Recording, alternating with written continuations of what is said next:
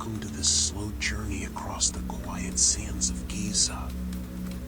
Tonight, there is nothing you need to do, nothing you need to solve, nowhere you need to be.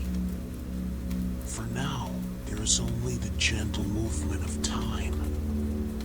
Ahead of us stretches the broad Egyptian plateau. The sun is beginning its gradual descent toward the horizon. Golden light settles softly across the sand.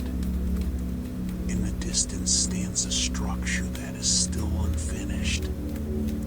It is not simply a pyramid. It is the result of thousands of repeated days, thousands of small tasks, thousands of familiar motions, thousands of stones moved slowly into place. The air is dry. A steady breeze drifts across the desert. There is no hurry. The workers follow a simple rhythm. Pull, pause, breathe, pull again. The hemp ropes tighten slowly. Wooden sleds slide over carefully prepared sand. Each stone moves only a few inches at a time. No one seems concerned about speed. The project has been planned to last for decades. The builders understand something we often forget today. Great works grow slowly, stone by stone, day by day, year by year. As evening gradually approaches, you can simply observe the scene. The vast desert, the fading sky, and the patient beginning of what will one day become one of the greatest structures ever built by human hands. Long before a stone reaches Giza, its journey has already begun. Along the banks of the Nile, daily life moves at an unhurried pace. The same river, the same boats, the same gentle sounds of water. Workers begin their tasks at sunrise. First, they inspect the quarry blocks. Then they check simple measurements: length, width, height. Each surface receives careful attention. Small imperfections are removed. Tiny excess edges are trimmed away. Nothing happens quickly. Most of the day is made up of repetition.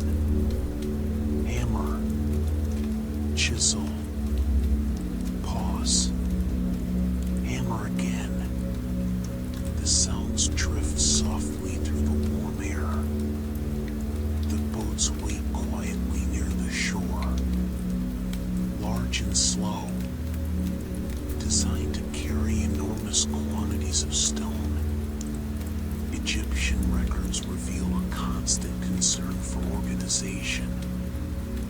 Lists, counts, inventories, simple notes. Everything must be in the correct place. Everything must arrive at the proper time. Even so, nobody rushes. The rhythm belongs to the river. The river follows its own schedule, and everyone seems content to accept it. As the colors of the sky slowly change, the stone blocks remain arranged in long rows, waiting, just as the desert seems to wait, just as the future walls of the pyramid quietly await each new stone that has yet to arrive. Now we follow a single limestone block. Just one stone. One among millions. Its movement begins slowly. The sled is ready. The hemp ropes have been inspected. The sand surface has been carefully prepared. Some workers walk ahead. Others remain behind. Everyone knows their role. No motion is wasted. The team leader watches closely, not to increase speed, but to maintain consistency. The block begins to move. A little, very little, almost imperceptibly. Feet sink gently into the sand. The ropes grow tight. Shoulders carry the weight. The most noticeable sound is not human. It is the soft friction of the sled. A steady noise. Low. Repetitive. Almost hypnotic. The wind crosses the plateau.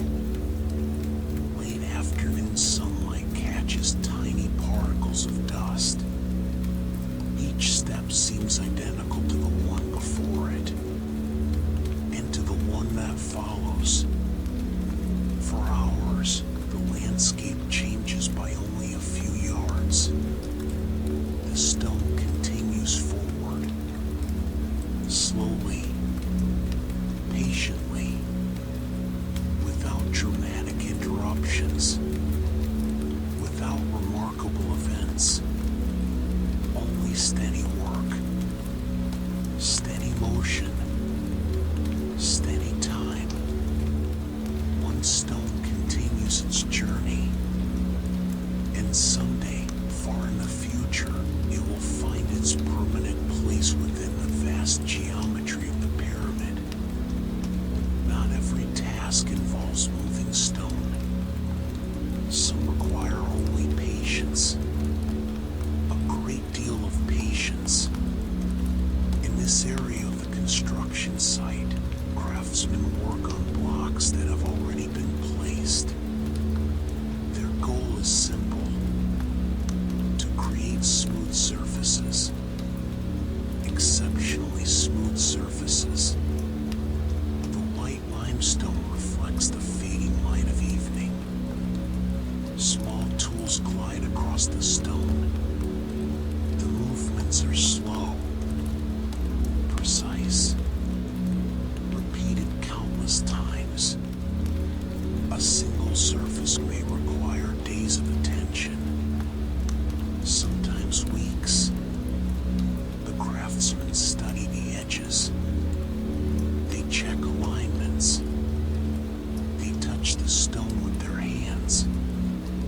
They feel the smallest differences. A few millimeters matter. Minor imperfections can affect the fit.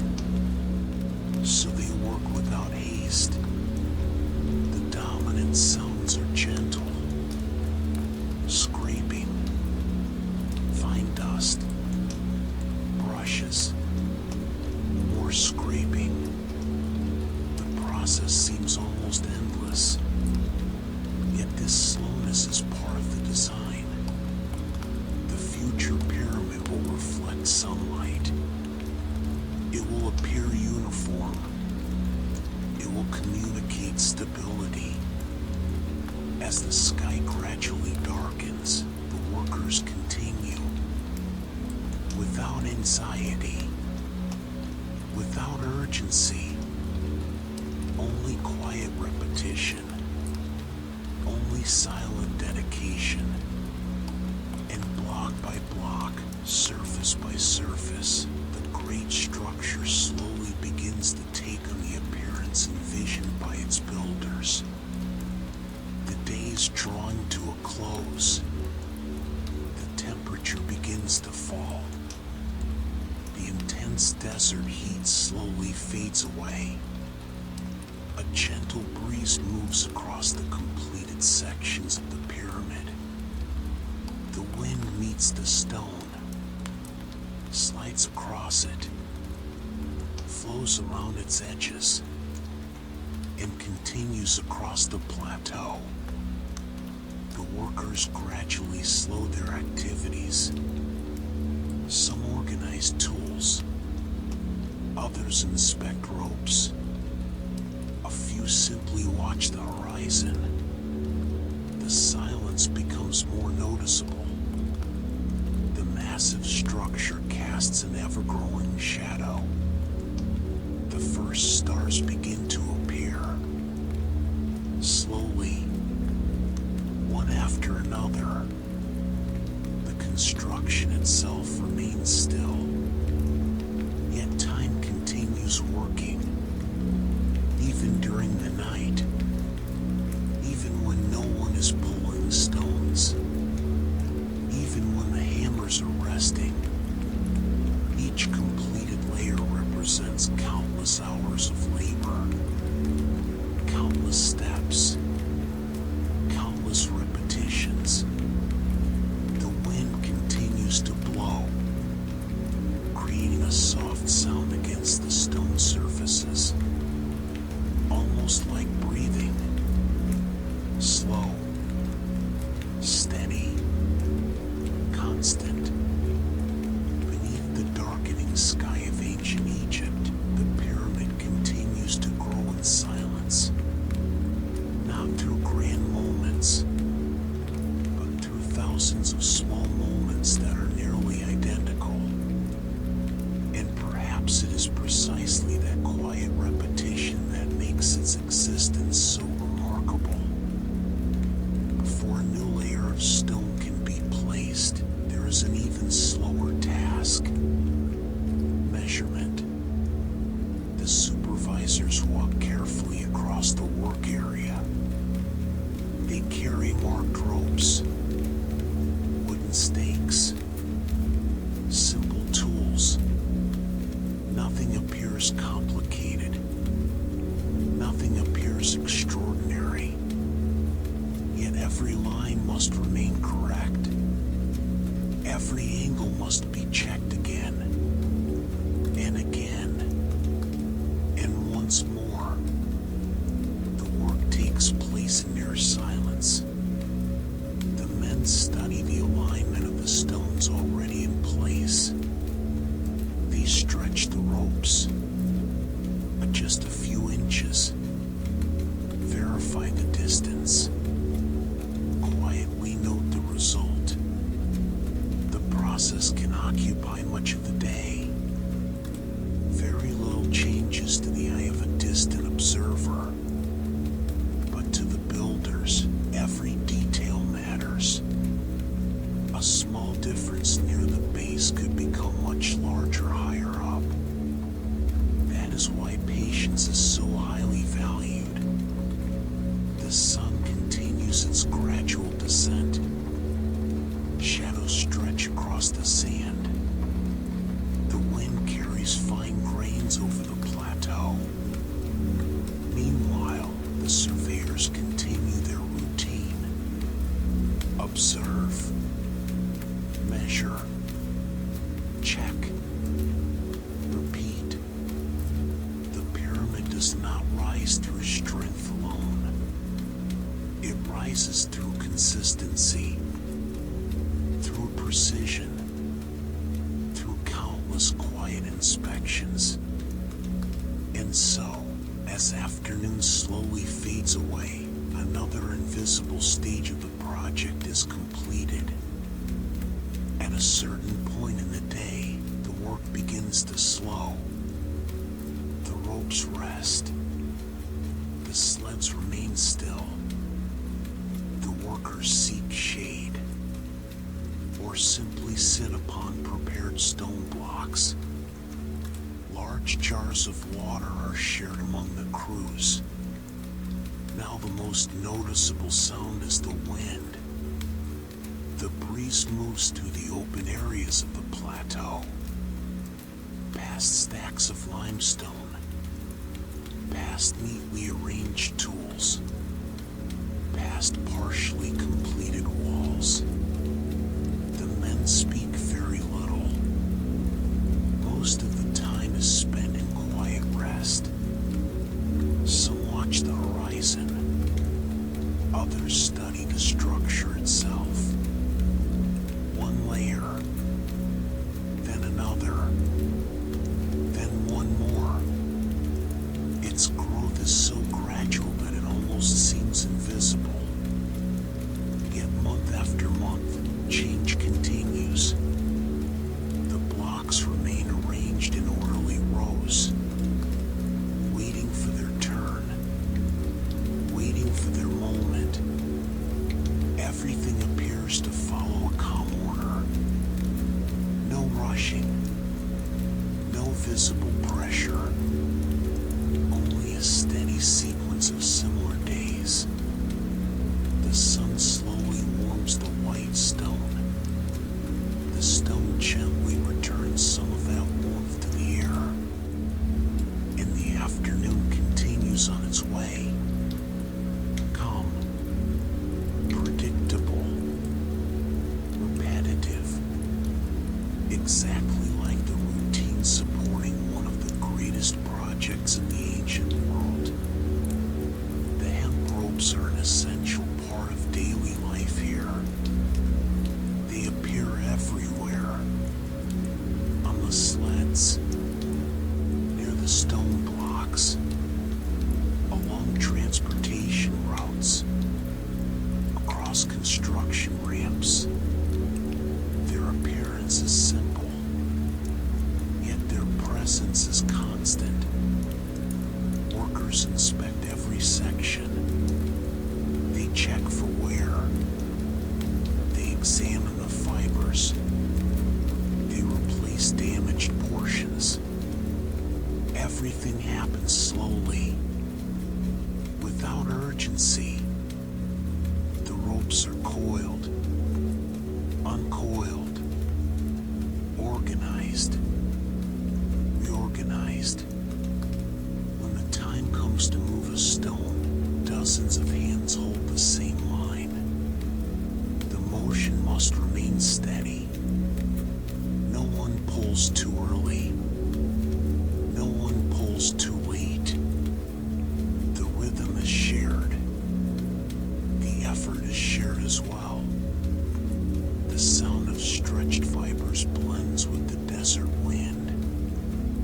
It is a subtle sound, yet one repeated countless times over the years, perhaps millions of times.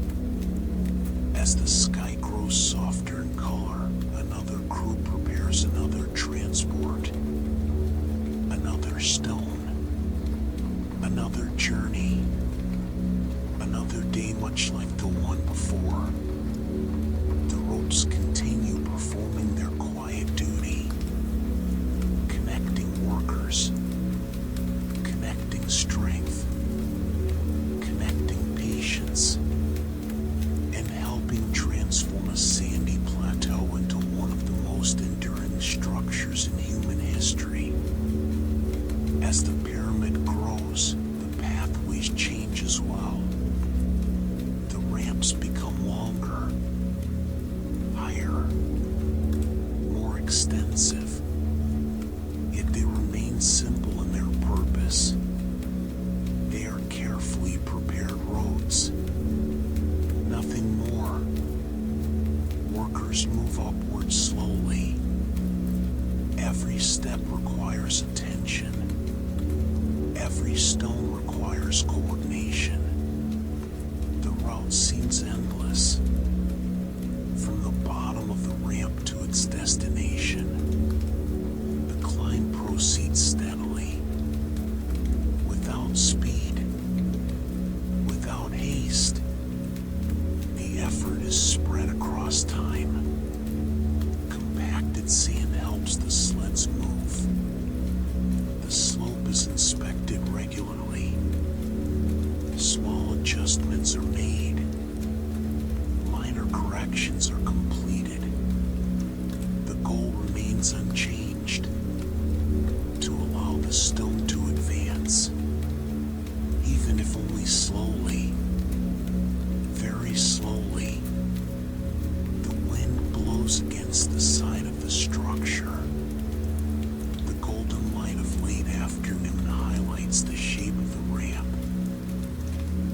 shadows create soft lines across its surface.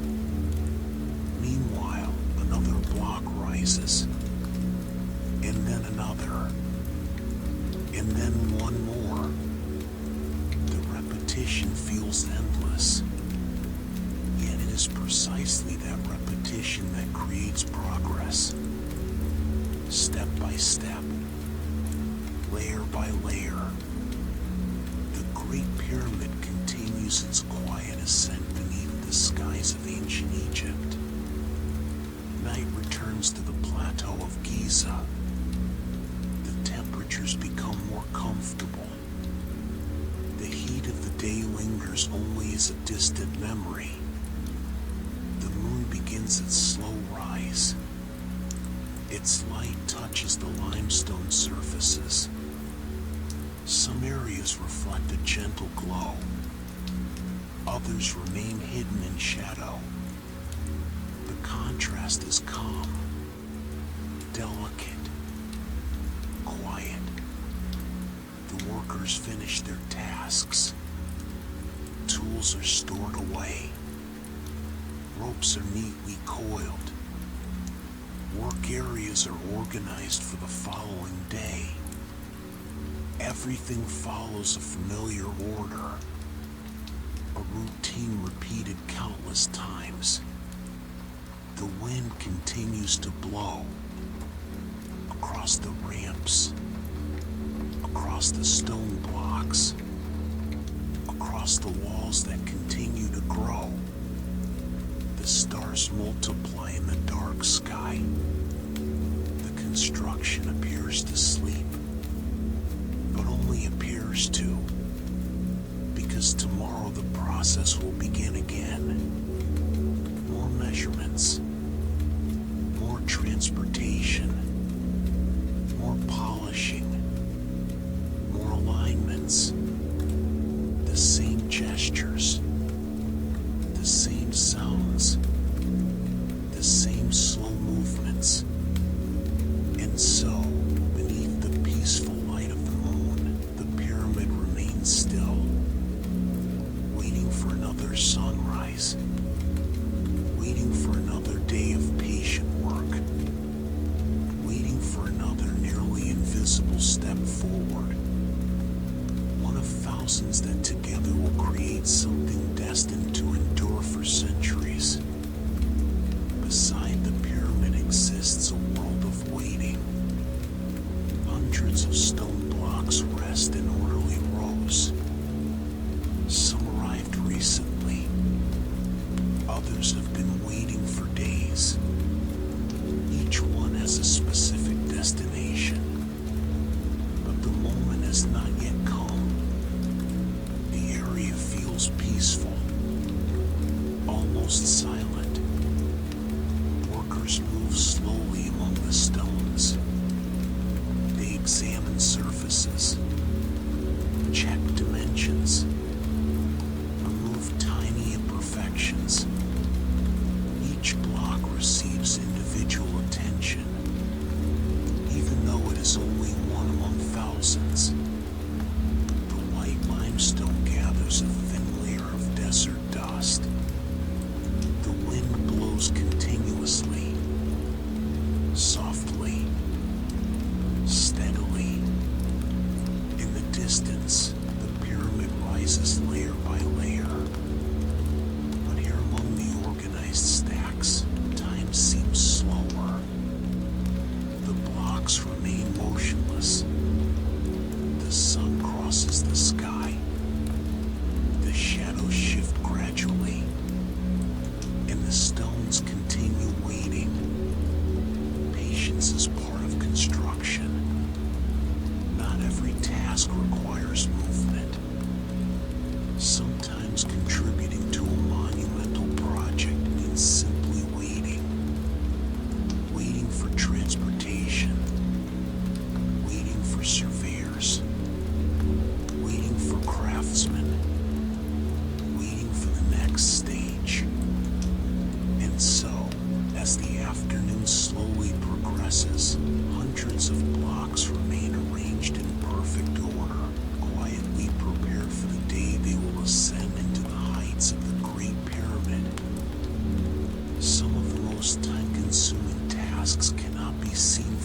distance. They take place between the stones, in the small spaces, in the nearly invisible joints. The craftsmen approach the blocks carefully. They study the connections, run their hands across the surfaces, feel the smallest differences, tiny rises, tiny depressions, tiny details requiring adjustment. The work is slow, exceptionally slow. Simple tools create quiet sounds, gentle scraping, light taps, more scraping. The men repeat the same motions countless times, without haste, without distraction. The goal is not speed, it is precision. Each surface must meet the next with the greatest possible consistency. Meanwhile, the sky gradually darkens. The first torches are lit. Their glow dances across the pale stone, creating soft shadows, revealing delicate textures. The wind continues to blow, blending with the peaceful sounds of work. And so the hours pass. One small correction, then another, then one more, until two blocks seem to belong together, as though they had always been joined. In certain areas of the plateau, another routine unfolds each day. The transportation of water. Large containers arrive slowly, carried by teams accustomed to repetition. The water serves an important purpose. It helps prepare the sand. A thin layer of moisture reduces resistance beneath the sleds. The process seems simple, yet it requires constant organization. First, the water is distributed. Then the surface is inspected. After that, additional amounts are applied when needed.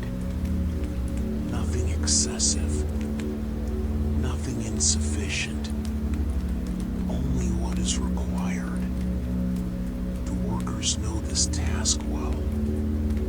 They perform every step naturally, just as they did yesterday, just as they will tomorrow. The sound of water mixing with sand is subtle, almost imperceptible, yet it is part of the landscape. Just like the wind, just like footsteps, just like the sliding of sleds. The sun slowly approaches the horizon. Its golden light covers the plateau. The containers continue moving. The sand continues being prepared. And the stones continue advancing. Little by little, inch by inch, in a process so steady it seems to have neither beginning nor end. Only continuity. As the pyramid rises, perspective begins to change. The higher levels offer a different view of the world. From above, the workers appear small. The sleds appear small. Even the massive stones seem smaller. The desert stretches in every direction. Silent, vast, unchanged. The builders observe the landscape while continuing their work. The height increases slowly, very slowly, one layer at a time. travel requires the same procedures, the same inspections, the same measurements, the same careful movements. Nothing changes quickly. That predictability brings a sense of calm. Everyone knows the sequence. Everyone knows the routine. Late day sunlight spreads across the horizon. The shadows grow long. The lines of the structure become more defined.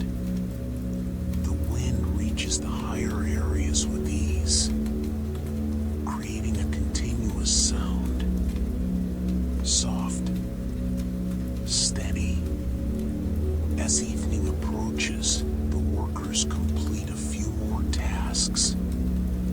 Small tasks, almost invisible tasks, yet essential ones.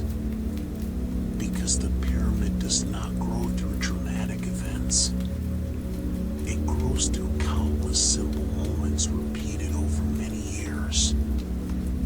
Night has returned once again, and with it comes a familiar sense of calm. The activity gradually slows.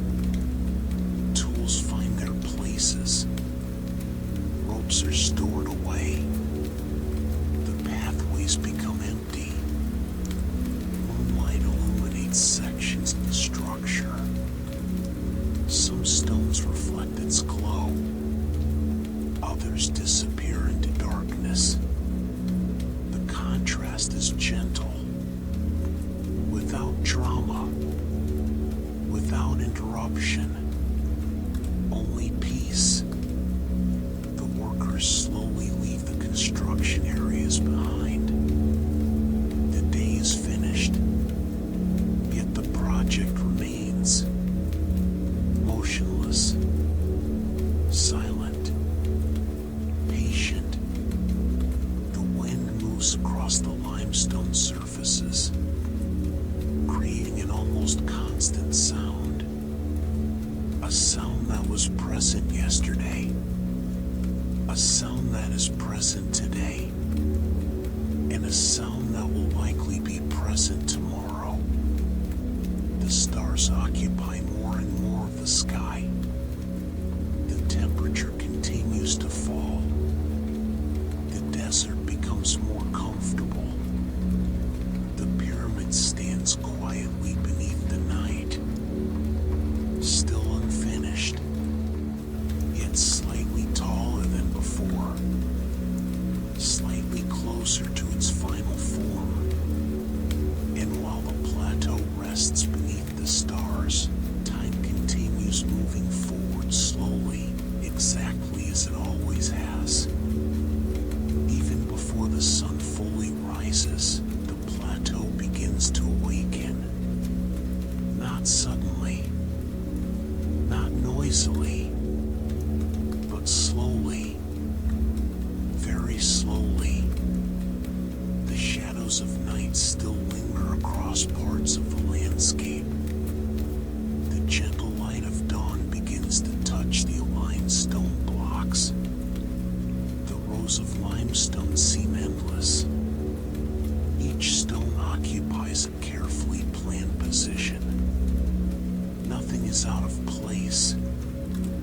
Nothing has been left to chance. The workers arrive gradually. They walk calmly. They observe the work completed the day before. They review what will be done today. The routine is familiar, comfortably familiar.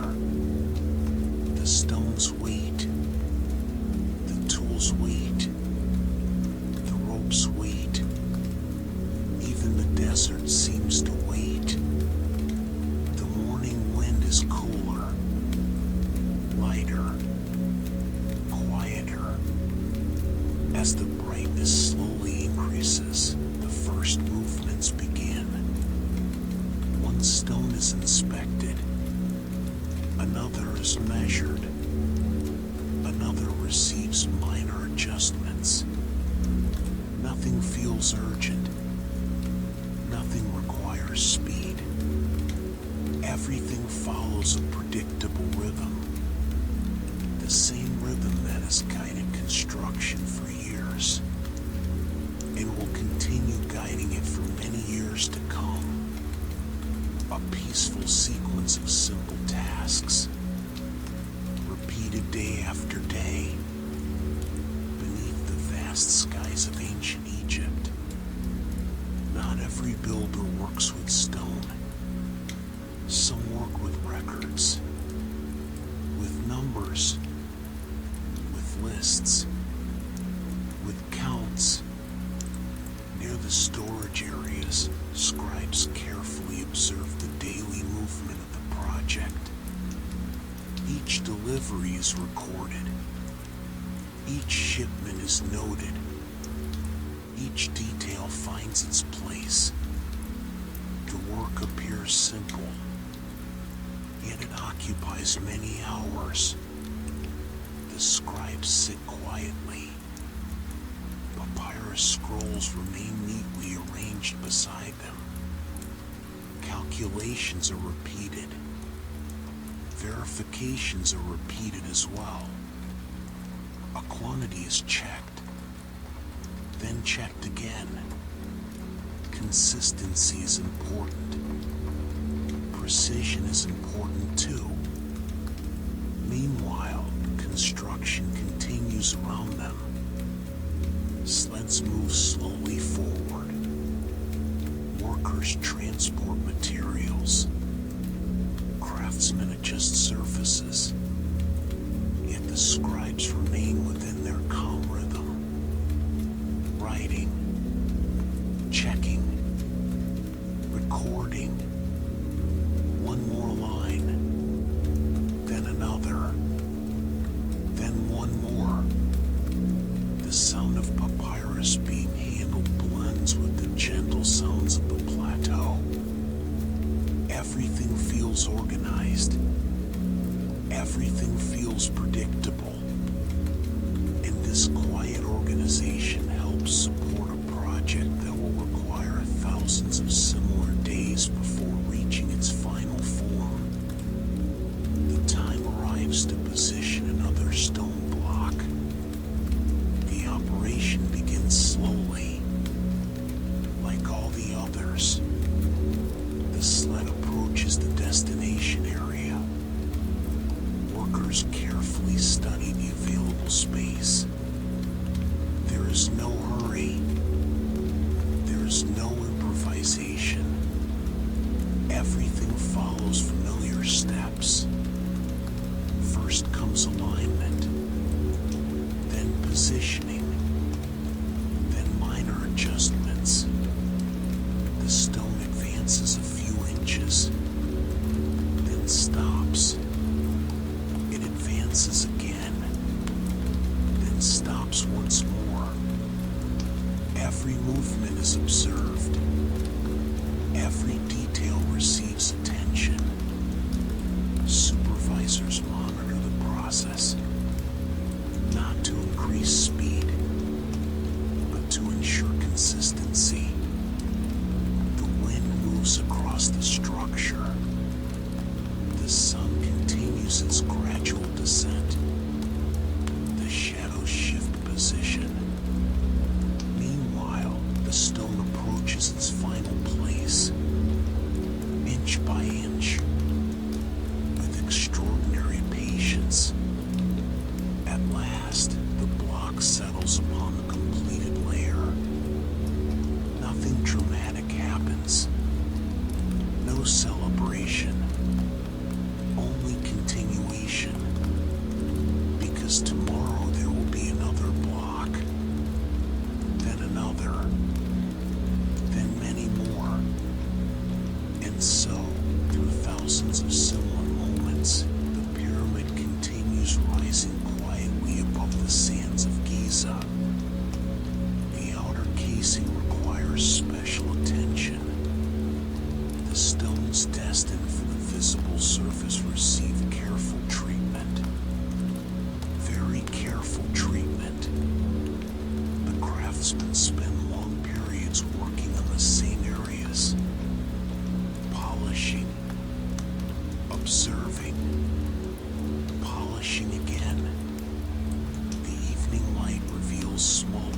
surfaces. Tiny marks, minor irregularities, small details that still need to disappear. The white limestone begins reflecting the golden glow of the sun. Even unfinished, the structure already hints at its future appearance. Workers run their hands across the surfaces. They feel the texture. They feel the temperature of the stone. They feel the changes created by their own work. The dominant sounds remain gentle. Brushes, delicate tools, wind, silence. The hours pass slowly, and the motions remain nearly the same. One more pass, one more adjustment, one more polishing. The process seems endless, yet nobody appears impatient. Slowness is part of the project, just as repetition is, just as care is. And as the sun gradually disappears beyond the horizon, the glow of the stones becomes softer beneath the peaceful light of evening. Another night settles across the plateau. Another night much like those before it. The dark sky stretches above the construction site. Thousands of stars shine quietly overhead. The moon illuminates part of the pyramid. The pale surfaces reflect its gentle light. The deeper areas remain in shadow. The contrast feels motionless, almost timeless. The wind travels across the stone walls, past the corners, past the ramps, past the pathways used during the day. No workers remain active. The tools are resting. The ropes are resting. The sleds are resting. Yet the structure remains, dominating the landscape. Silent, peaceful, patient. Each layer represents countless hours of repeated effort. Each stone represents a slow journey across the desert. Each surface represents days of careful attention. Now everything rests beneath the stars, waiting for the next sunrise, waiting for the continuation of a routine that seems endless. A routine made of small actions, small advances, small changes, which, over the years, transform stone, time, and patience into something destined to endure for millennia. A new sunrise arrives at Giza, one more among thousands. The horizon slowly begins to brighten.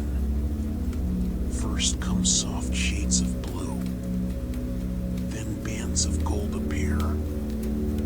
Soon sunlight returns to the plateau. The workers resume their familiar positions. The ropes are uncoiled. The tools are arranged. The sleds are prepared.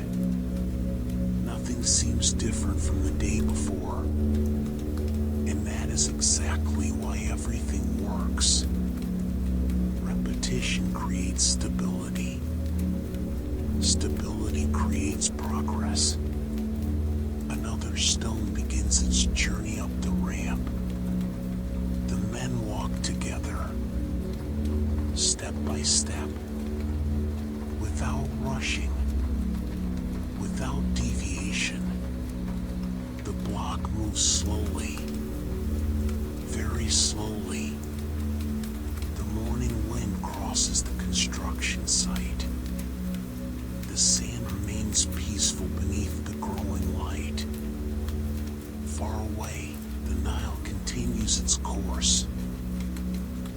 as it did yesterday, just as it always has.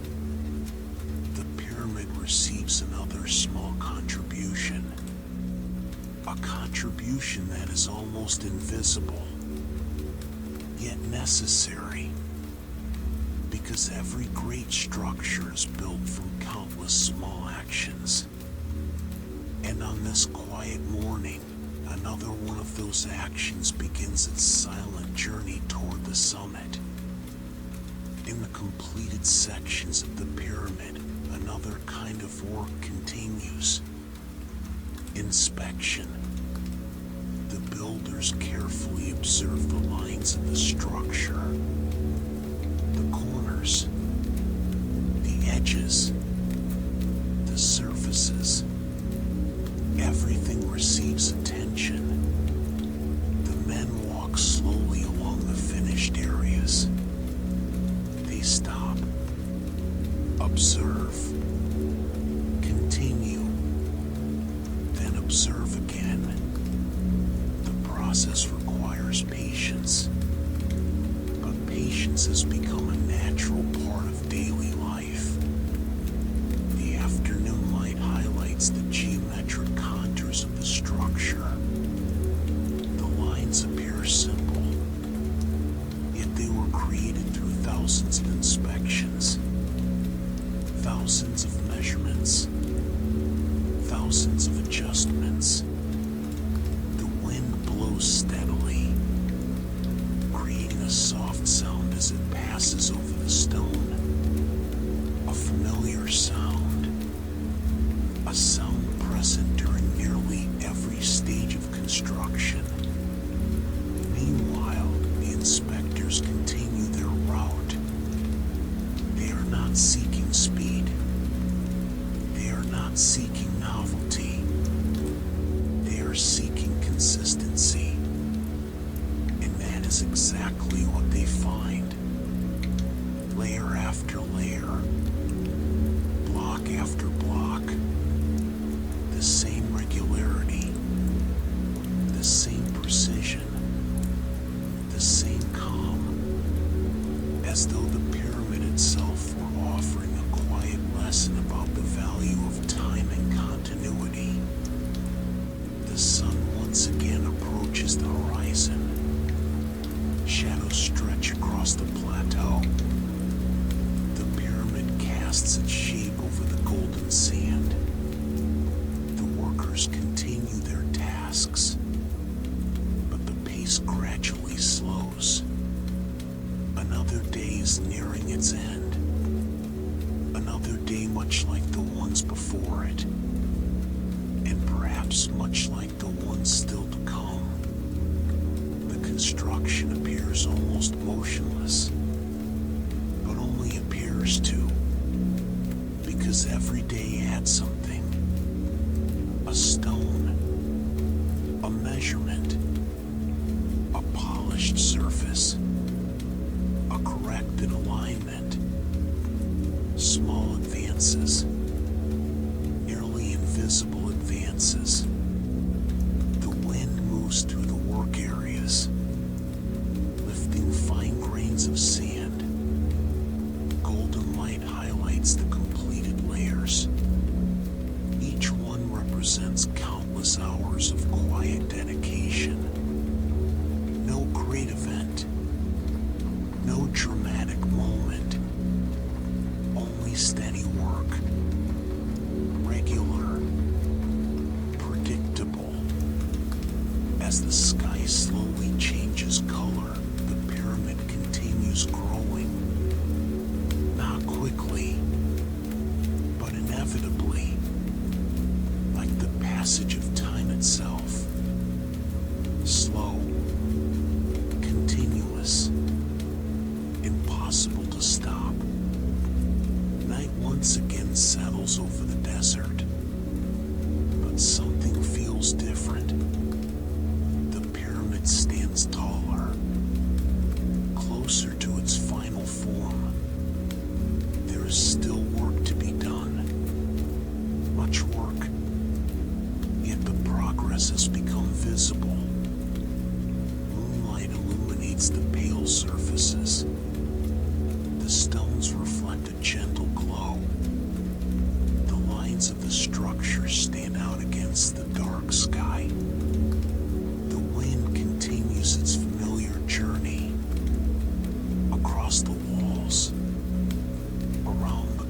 stars. Along the ramps, the same wind that accompanied the first stones. The same wind that will continue blowing long after the project is complete. The landscape remains peaceful, silent, serene. The stars fill the sky. The structure rests beneath their distant light. For a few moments, everything seems still, as though time itself has slowed even further. Yet it continues moving forward, always moving forward, just as the construction does, just as the seasons do, just as the Nile does. And beneath this calm night, the Great Pyramid slowly approaches the future envisioned by its builders many years before. At last, we arrive at the end of this long and peaceful journey. Before us stands the Great Pyramid, complete, silent, motionless. Yet its story is not made of grand moments. It is made of repetition, of small tasks, of similar days, of similar years. Millions of quiet actions contributed to this result. Millions of footsteps across the sand. Millions of pulls on hemp ropes. Millions of careful inspections. Now everything appears simple. A geometric form resting beneath the stars. Yet within that simplicity lies a profound story of patience. The wind continues moving across the stone, perhaps exactly as it did at the beginning of construction. Moonlight illuminates the polished surfaces.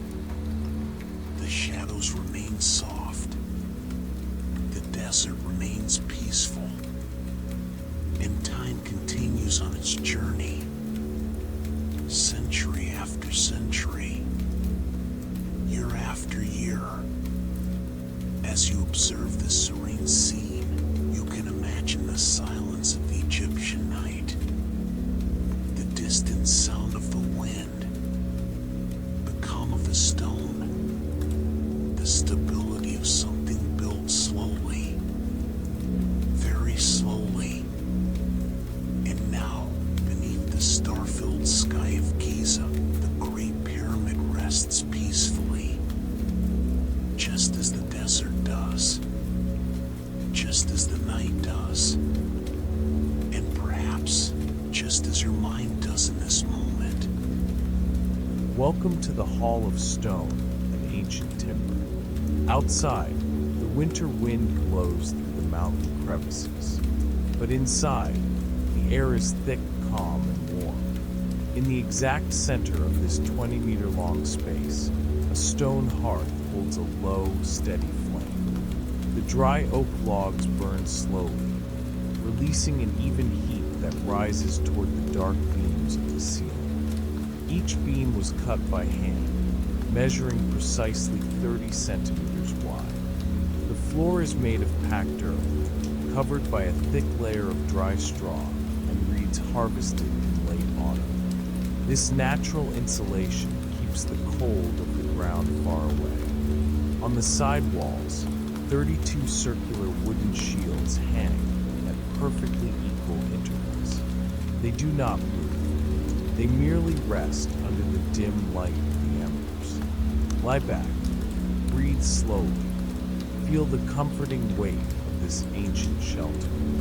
There is nothing to do but listen to the gentle crackle of the fire. Let us observe the structure of the central hearth. It is composed of 42 gray river stones. Each stone was selected for its rounded shape and carefully laid in a perfect circle. The total diameter of the hearth measures exactly 1.5 meters. At the bottom, a layer of accumulated gray ash acts as a soft bed for the charcoal. This ash retains heat for many hours, even after the main flames subside. 3 thick birch logs are arranged in a triangular pattern. The birchwood burns with a thin white smoke, rising in a straight line toward the ventilation opening in the roof. The movement of the smoke is predictable and constant. It rises, floats, and disappears into the dark air above. The heat spreads in invisible circular waves.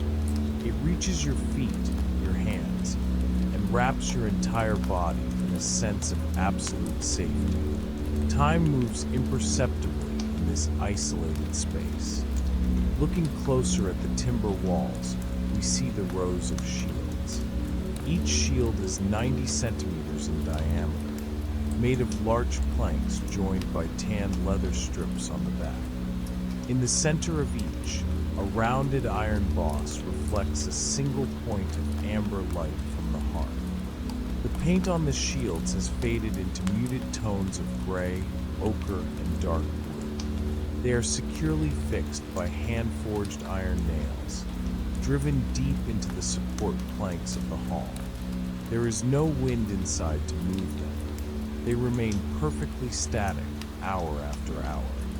The visual repetition of these wooden circles along the wall creates a sense of order and symmetry. Your gaze can follow from one shield to the next, and to the next, continuously and without haste. Each one represents rest after completed work. Their stillness is contagious. Your eyelids begin to mimic this immobility, heavy and calm. In the western corner of the Great Hall, behind the main pillars, lies the storage area for the winter provisions. Large woven wicker baskets are filled to the brim with barley and rye grains. The aroma of the dry grain is light and earthy, filling the air with a sense of abundance and stability. Next to the baskets, 12 oak barrels hold water and mead, sealed with natural beeswax for preservation. Each barrel was weighed and cataloged at the end of the harvest. Linen sacks containing dried thyme, sage, and chamomile flowers hang from the secondary beams, releasing a very subtle herbal scent with every passing breath of air. Everything is organized in a logical and efficient manner. There is no scarcity. There are no worries about tomorrow. The supplies are secure and sufficient for the cold months ahead. This certainty brings a deep tranquility, allowing the mind to rest with no lingering tasks. Near the back wall rests an ancient vertical loom made of dark wood. It stands motionless in the twilight. The vertical threads of dense, hand-spun wool are stretched from top to bottom, kept perfectly straight by the weight of 30 smooth loom stones tied to the lower end. These stones, collected from the coastal shore, are identical in size and weight. The fabric being produced displays a simple geometric pattern of alternating gray and beige lines. The polished bone shuttle rests on the wooden support, exactly where the work stopped in the late afternoon. The silent loom tells the story of a slow process, advancing millimeter by millimeter, without haste. Each thread inserted is a second passing gently. Looking at the static structure of the loom induces a state of rhythmic patience. The mind follows the straight line of the threads, descending softly, relaxing every muscle as the body surrenders to rest. Along the northern wall, a workbench made of a single solid oak log rests in the dim light. Its surface is 10 centimeters thick and displays the smooth marks of old planes. On the table, 7 hand-forged iron tools are arranged in a perfectly straight line. A gouge, a wide chisel, a hand plane, and 4 handmade auger bits. Each tool is clean, wiped with linseed oil to prevent prevent rust during the damp winter. Small, curved wood shavings cover the floor around the base of the workbench, releasing a sweet aroma of fresh pine resin. The day's work was completed with millimeter precision. The tools have done their job and now rest in absolute silence. There is no sound of metal, no rush to create. Everything remains motionless. The perfect order of this workspace calms the mind, showing that every task has its exact time to begin and end. Near the internal entrance of the hall, a monumental stack of split firewood rises symmetrically. The logs were split evenly in midsummer, allowing them to dry for exactly 6 months in the sun and wind. The stack measures 2 meters high by 4 meters long. Each row alternates the direction of the wood, one horizontal layer, followed by a vertical layer, ensuring that air circulates and keeps the wood perfectly dry. The rough bark of the oak contrasts with the smooth, light interior of the split timber. 54 logs occupy the base of the structure. They are stacked so firmly that there is no room for shifting. This abundant reserve ensures that the central fire will never go out during the weeks of blizzard. The sight of this logistical stability eliminates any sign of anxiety. Warmth is guaranteed. The supply is secure. The mind can drift away and float towards sleep. Looking again at the hearth, a large pot of dark, fired clay rests on a sturdy iron tripod. The pot contains a thick soup of dried peas, wild carrot roots, and oat grains.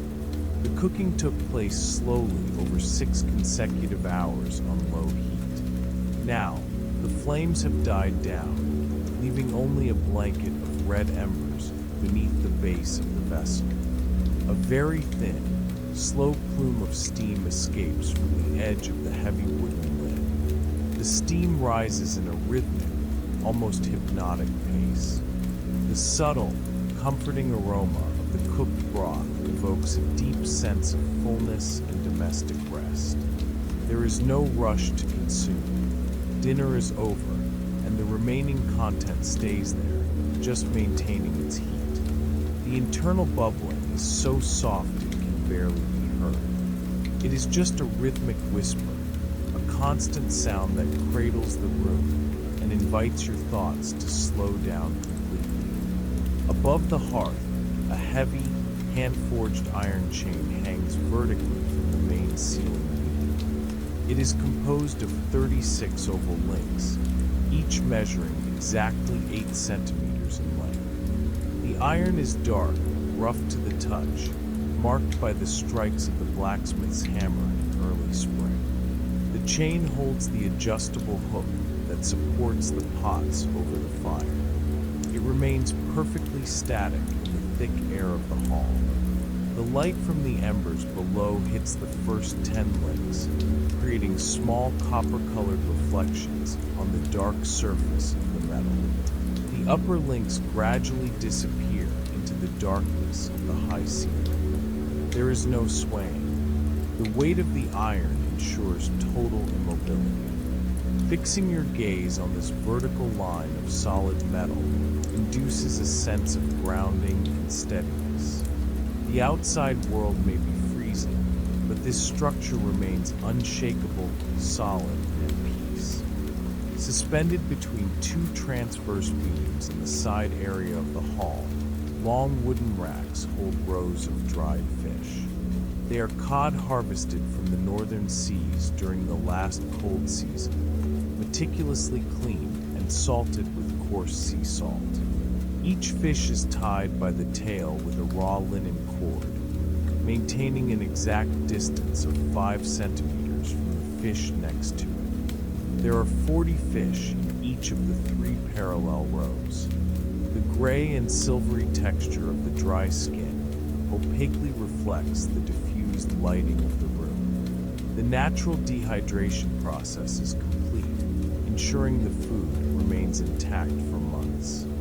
The geometric and repetitive arrangement of these rows conveys a deep sense of beneficial visual order. There is nothing dynamic to observe, just the endless repetition of static shapes suspended in the calm air, inducing the brain to shut down its active attention centers.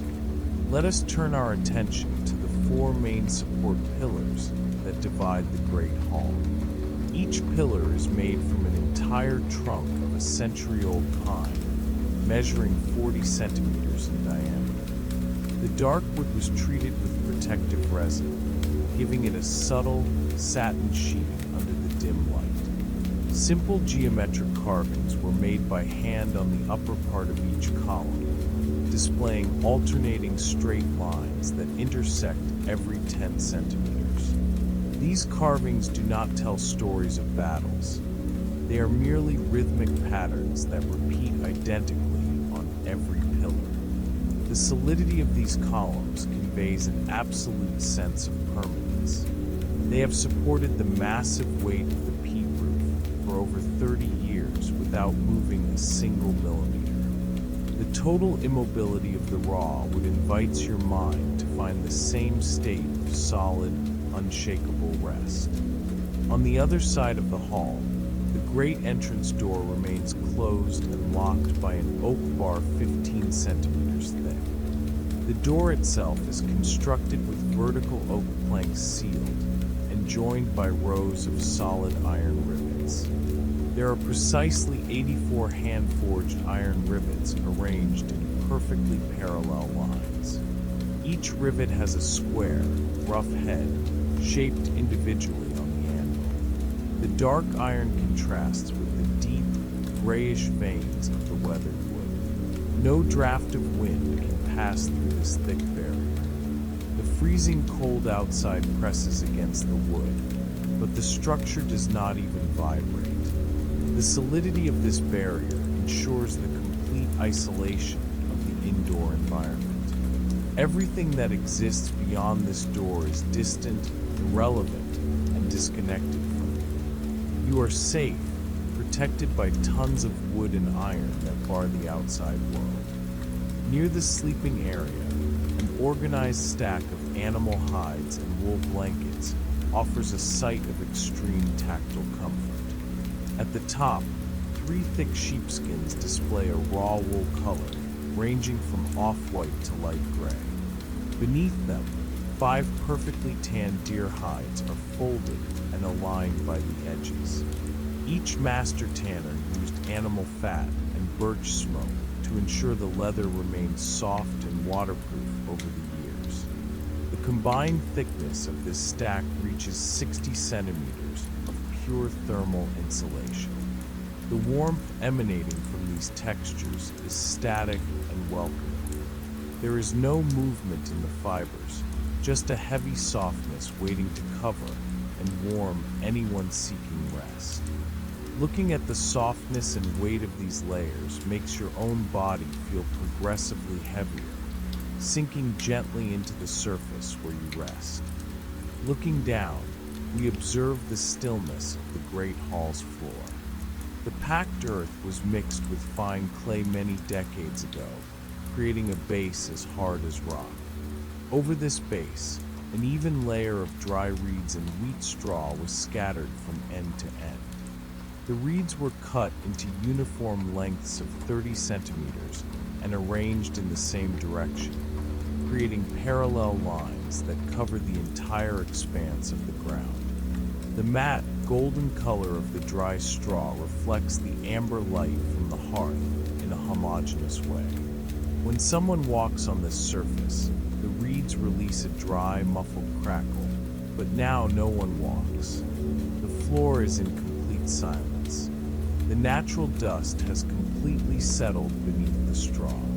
The visual monotony of these thousands of golden stalks, arranged in perfect order, acts as a balm for the eyes, emptying the mind of any unnecessary stimulus. On the outer edge of the hearthstones, a small cast-iron kettle rests on a 3-legged stand. The kettle holds exactly 2 liters of water, which was collected from the frozen stream before sunset. The water was boiled with crushed pine needles, and now the active boiling process has ceased. Only a residual heat remains, keeping the liquid at a constant temperature of 60 degrees. From the narrow spout of the kettle, an almost invisible wisp of steam escapes every few seconds, dissipating before even rising a hand span into the air. The black metal of the kettle has absorbed the soot from the fire, making its surface completely matte and free of shiny reflections. The kettle fulfills its passive function of retaining heat, without haste, without noise. The rhythm of the steam is slow and predictable. Your body matches the stillness, relaxing your breath and allowing sleep to come naturally. On a side shelf of dark timber rests a stack of handmade birch bowls.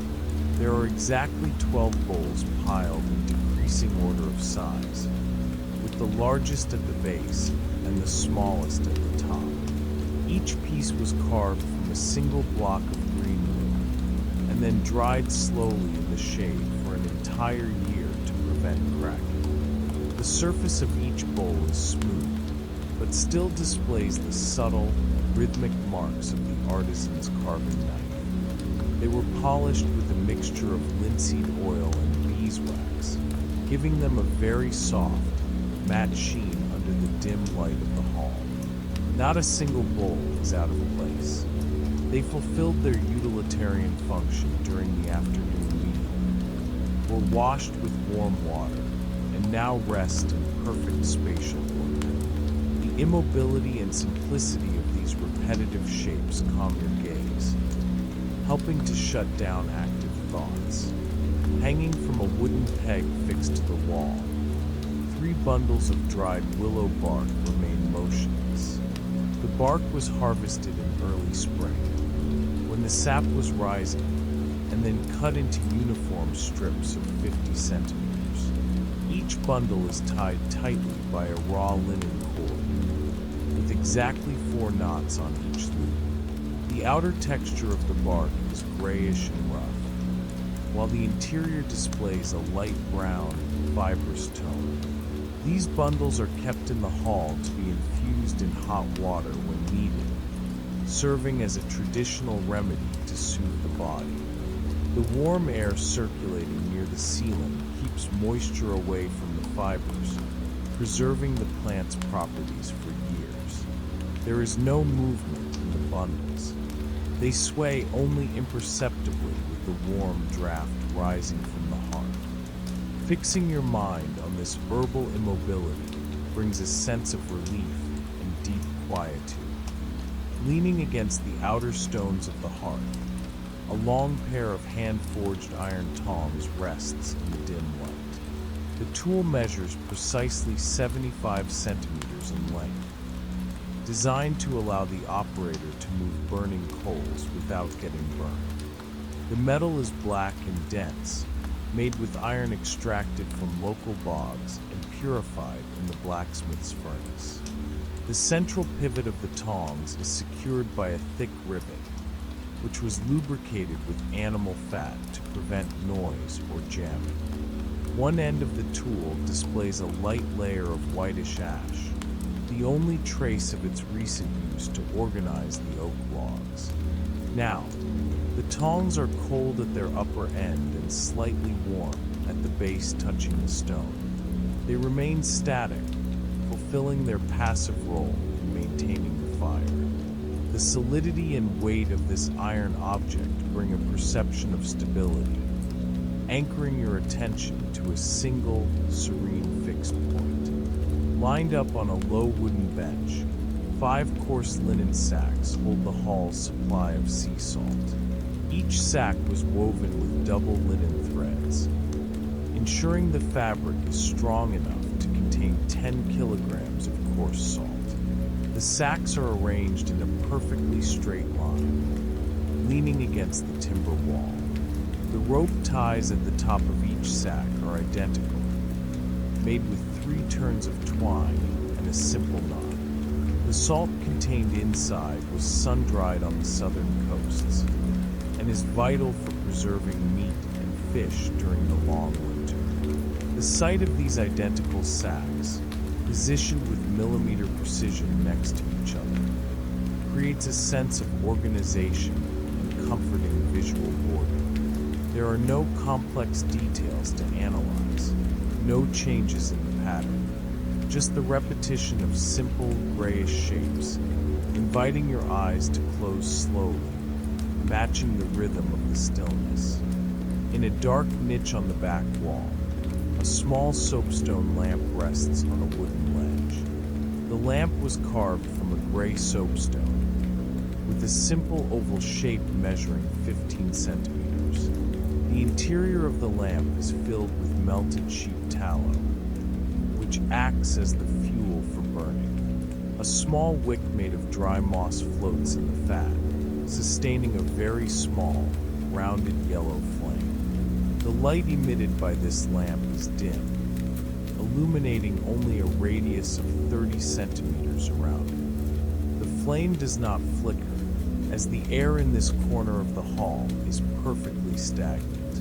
The consumption of the tallow occurs extremely slowly, taking about 8 hours to empty the small stone reservoir. Looking at this tiny point of constant light, surrounded by soft, welcoming shadows, slows your heart rate. Your body surrenders completely to the warmth, and your mind floats gently toward deep sleep. Raising your eyes toward the secondary transverse beams, we observe horizontal rows of dried herbs hanging upside down. These are bunches of wild mint, elderflowers, and plantain leaves, harvested in the valleys during the final weeks of summer. Each bundle was tied with precision by a twisted nettle thread, maintaining a standard distance of 10 centimeters between the groups. The warm, dry air of the hall, floating constantly near the ceiling, has removed all moisture from the leaves, preserving their matte olive green color and brittle texture. There is no movement in these botanical rows. They remain static, releasing an almost imperceptible herbal aroma that blends with the scent of burning wood. The continuous repetition of these hanging shapes creates a symmetrical and calm visual ceiling. Your mind follows these parallel lines, emptying itself of any dynamic thought, preparing for complete rest. In the southeast corner of the hall, seated on 2 wooden beams to prevent dampness from the floor, stands a large storage chest. The chest was constructed with thick planks of Scots pine, measuring 1 meter and 20 centimeters in length by 60 centimeters in height. The top lid is slightly arched, designed to shed any drop of condensation that might fall from the ceiling. On the front face, simple linear carvings form 3 perfectly centered concentric rectangles. In the middle, a rectangular hand-forged iron lock keeps the chest sealed. The iron is dark, polished only at the corners from use over generations. Inside this chest, the finest linen fabrics, extra winter blankets, and selected seeds for the next spring are stored. Everything that is valuable and essential is locked away, protected, and in perfect order. This sense of security and planning eliminates any residual worry, allowing your body to relax deeply. Let us focus again on the base of our central heart, specifically on the smaller stones that define the outer circle. There are 28 oval river pebbles, collected from the bank of the flat stream that runs through the property. Each pebble was polished by the action of running water for thousands of years, resulting in a perfectly smooth surface, free of sharp edges or geometric imperfections. Their colors vary in monotonous tones of light gray graphite and matte dark brown. They absorb the heat from the neighboring embers gradually, retaining this thermal energy and radiating it back into the room in a steady flow. There is no change in the position of these stones. They remain there, lined up side by side, forming a motionless barrier that keeps the charcoal in its proper place. The visual regularity of these stone circles calms brain activity, inducing a state of static patience, where time seems to stand still. The central fire has reached its calmest and most predictable phase. The large oak logs have transformed completely into dense embers, covered by a thin, even layer of whitish ash. The active orange glow has given way to a deep, dark red, pulsing almost imperceptibly beneath the gray blanket. There are no more vertical flames, no more sudden cracks in the wood. The heat released now is purely residual, a gentle, steady flow that keeps the air in the hall perfectly tempered. The space around the hearth has grown darker. The shadows on the walls have expanded and stabilized. All that remains is this calm thermal center, consuming the final millimeters of carbon in total silence. Observing the rhythmic, natural decline of this energy induces your eyelids to close for good. The day's cycle is over, and the hall invites you to surrender to the protective darkness. Now, the Great Hall is immersed in absolute stillness. The light from the embers has reduced to a tiny speck in the center of the floor, and the shapes of the shields and columns have disappeared almost completely into the protective darkness. The internal silence is full, thick, and continuous. The outside wind continues its distant blowing through the mountains, but inside, beneath the heavy roof of peat and pine beams, the air remains stagnant and warm. The firewood supply is secure, the provisions are stored, the tools rest in their exact positions. There is nothing left to observe, nothing left to measure or plan. The shelter has perfectly fulfilled its function of isolating you from the world. Feel the comforting weight of the blankets over your body. Let your mind follow the total absence of light and movement. The darkness is a warm, secure embrace. Sleep deeply. The hall guards your rest. Sleep. The sun sets slowly over the rolling hills of ancient Italy. Night arrives with calmness and tranquility. The sky changes from blue to a deep, velvety gray. Stars begin to blink overhead, one by one. The night air is cool, gentle, and very serene. Far from the bustle of Rome, the countryside rests in silence. A light wind passes through the dark leaves of the olive trees. The workday has ended for the local farmers. Everything around invites you to slow down your mind. There is no rush here. Time moves in a slow and steady manner. Imagine yourself resting by the side of this ancient path. The welcoming darkness wraps the landscape like a soft blanket. Take a deep breath and feel the weight of the day fade away. Every moment now is dedicated to absolute rest. The roads of the past are silent and ready to tell their monotonous story. It is time to relax. It is time to focus only on the tranquil rhythm of this historical journey. Let your thoughts float gently into the dark.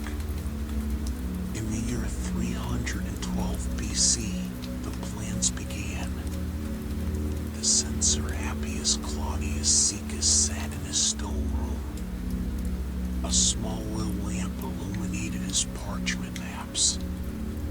There was no glory or armies in these plans, only exact measurements. Straight lines needed to be drawn across the landscape. The road would connect Rome to the city of Capuan. distance would be 132 Roman miles. Each mile needed to be carefully calculated and recorded by com officials. The scribes used bronze rulers and lead weights. They worked in absolute silence during the quiet hours of the evening. The project was purely logistical and repetitive. It was about moving stones, soil, and supplies in an organized manner. An immense but incredibly methodical task. The plan progressed step by step, inch by inch. Feel the predictable nature of this ancient work. Everything follows a logical and perfect order. There is no room for surprises. Just the constant repetition of numbers, distances, and precise measurements in the dark. The Roman surveyors walk through the silent fields under the moonlight. They carry a simple wooden instrument called a groma. The groma consists of a wooden cross with plumb lines hanging from the ends. The men work with slow and deliberate steps. They align the threads carefully to ensure a perfectly straight line. The process is repeated every few meters. They look intently through the wood in the silence of the night. No one speaks loudly so as not to break the concentration. The distant chirping of crickets is the only sound on the plain. They drive wooden stakes into the soft soil to mark the route. One stake after another in an endless line that cuts through the darkness. The alignment must be straight, ignoring the minor obstacles of nature. It is an exercise in patience and monotonous focus. Their minds are calm, focused only on the perfect verticality of the plumb. Let this same calm precision guide your thoughts. Let the slow rhythm of the surveyor's steps slow your mind to sleep. The physical work begins with the excavation of the earth. The workers dig 2 parallel trenches to mark the exact width of the road. This width is strictly fixed at about 15 feet. Between these lines, they remove all the soft topsoil. They dig deep until they find firm bedrock or solid subsoil. This process creates a long linear trench known as the fosse. Shovel after shovel of dark earth is removed with patience. The excavated soil is placed into heavy wicker baskets and carried to the side. It is a rhythmic, continuous, and repetitive movement.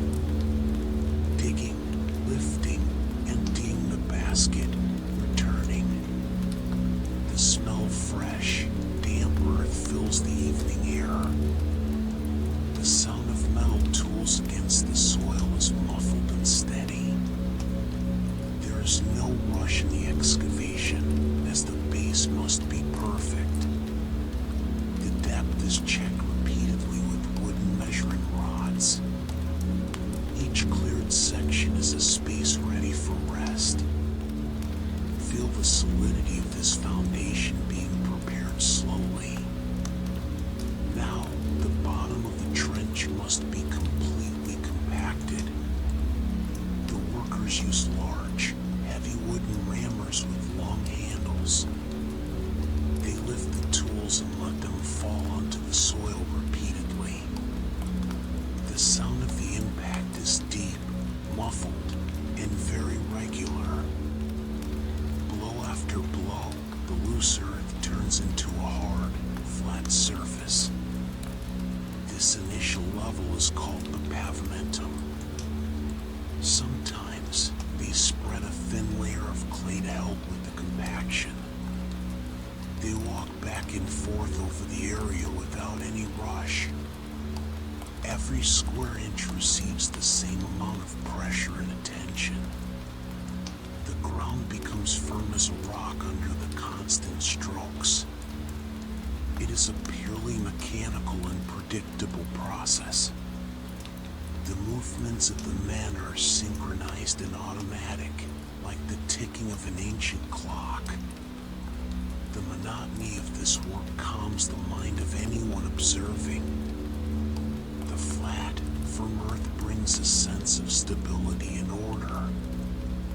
Everything is being prepared with the utmost patience and safety. The physical fatigue of the day turns into pure stability. Upon the compacted earth, the placement of the first large foundation layer begins. This layer is technically known as the statumen. It is composed of large, rough, angular stones about the size of a closed fist. The workers carry these stones one by one, leaning down calmly to settle them into the bottom of the trench. There is no rush in the fitting. Each stone must fill the space in a stable manner without wobbling. The sound of stones gently clacking against the ground echoes in the silence of the night. Layer by layer, a massive grid of pure rock forms along the road. The total thickness of this base reaches about 12 inches. It is an insurmountable barrier against the moisture of the ground. The laborers walk slowly over the rocks, settling each piece with firm feet. The work is repetitive, heavy, and perfectly predictable. Feel the weight and solidity of these stones anchoring the road to the ground. Let this same sense of stability and gentle weight bring security to your body, relaxing every muscle continuously.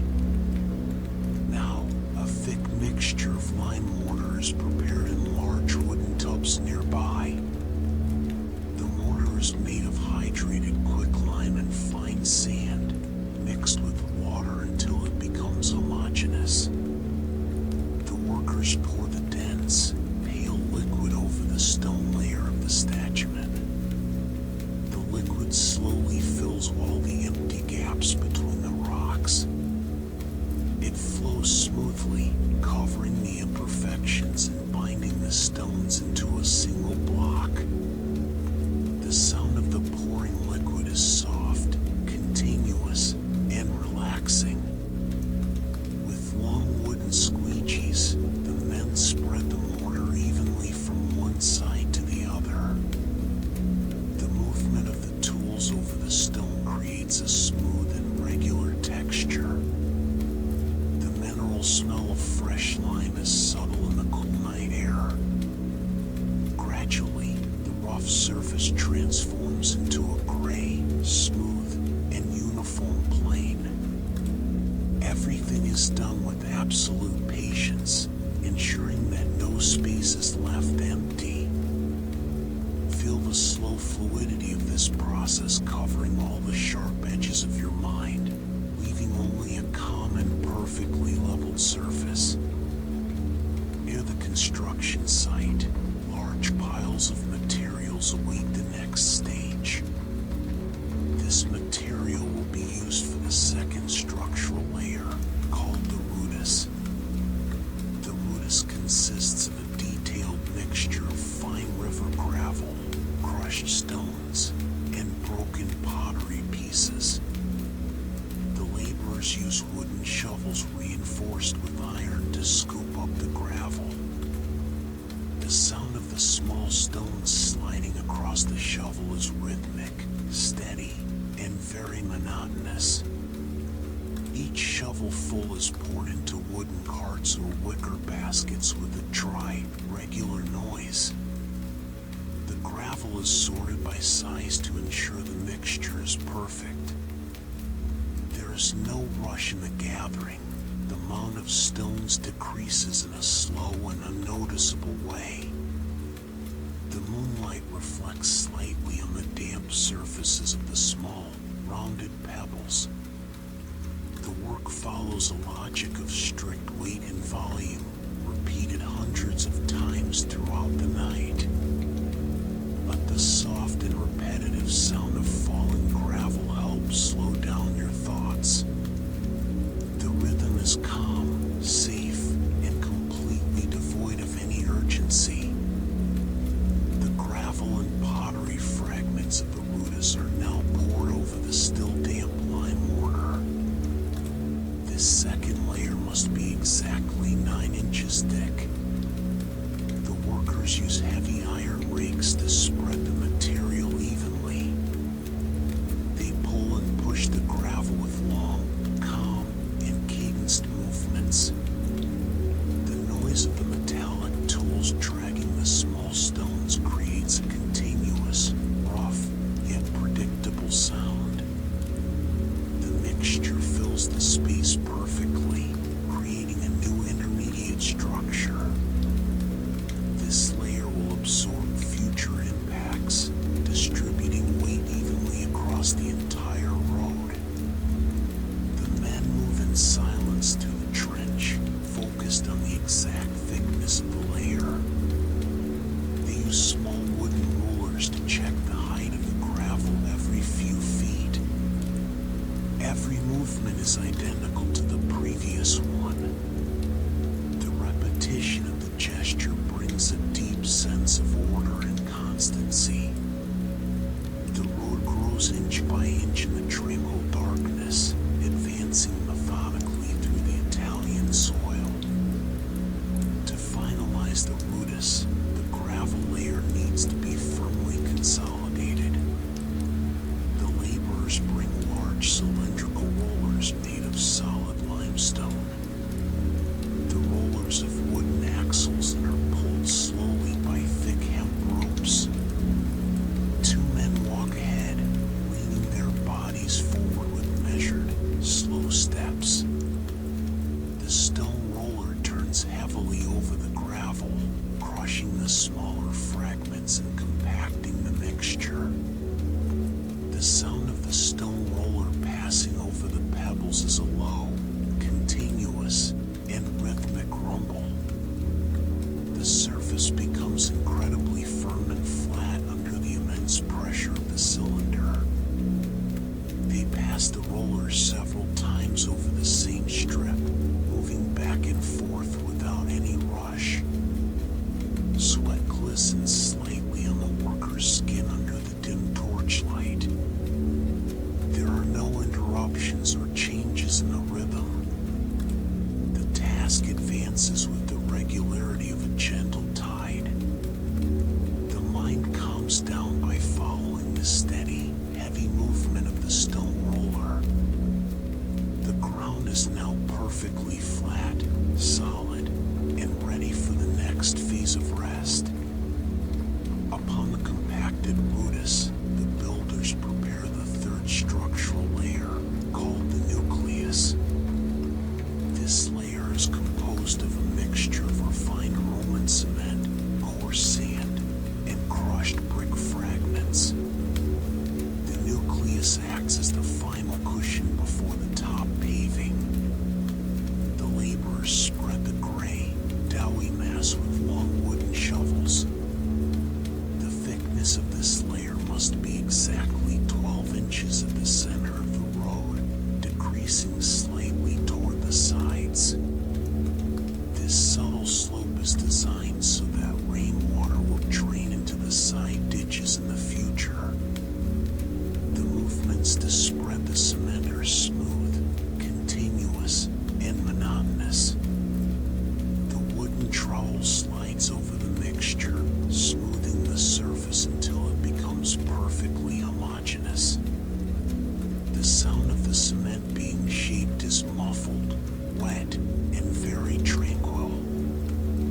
There are no variations in the process. Every square yard receives the same geometric care. The mind focuses on the regularity of this gray mass stretching across the ground, bringing a sense of order, symmetry,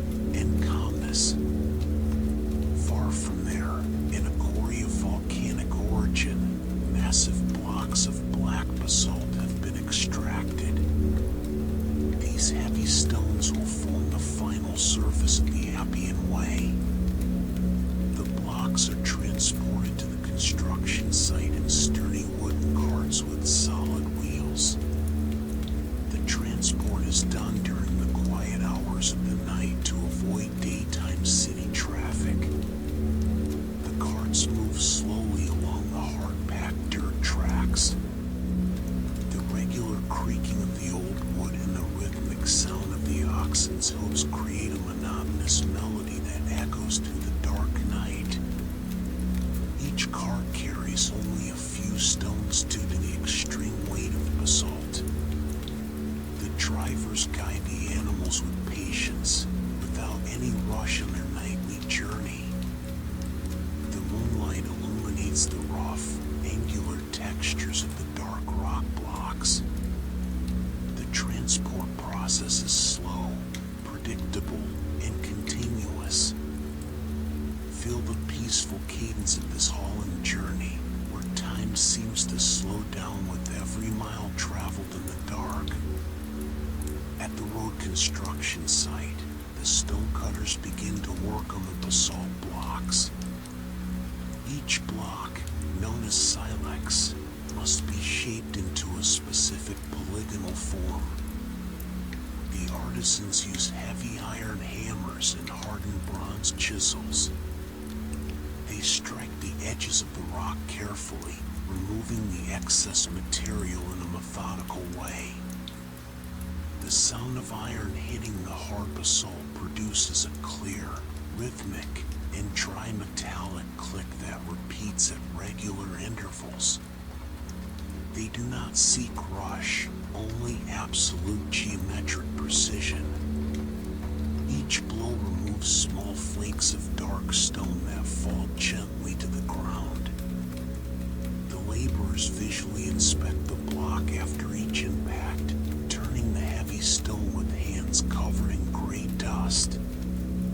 The task demands infinite patience and continuous focus. The repetition of these identical strikes works like a natural metronome in the silence of the night. Let this rhythmic and steady sound bring a sense of deep order to your mind, drifting all stray thoughts away. The moment to lay the first polygonal stone has arrived.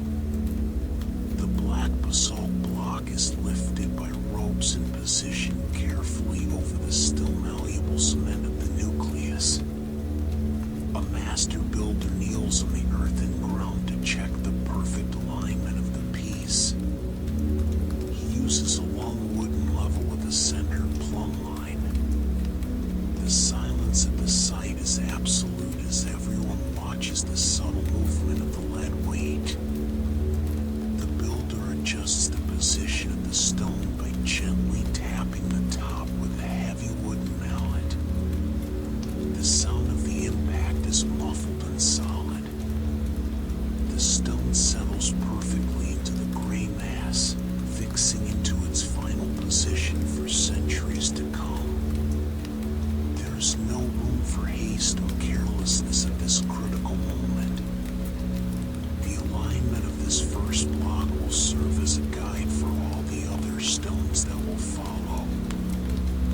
Feel the security and ancient precision involved in this simple, focused gesture. Everything is under absolute control, following a perfect and unchangeable plan in the tranquility of the night. The laying of the stones continues in an extremely methodical manner. Each polygonal basalt block must fit perfectly with its neighboring blocks, like the pieces of a giant jigsaw puzzle made of pure rock. The workers choose the stones one by one, calmly analyzing the angles and faces. They slide the heavy blocks into place, adjusting the joints so that the space between them is as narrow as possible. This precise interlocking ensures that the road distributes the weight of loads without the stones shifting or breaking.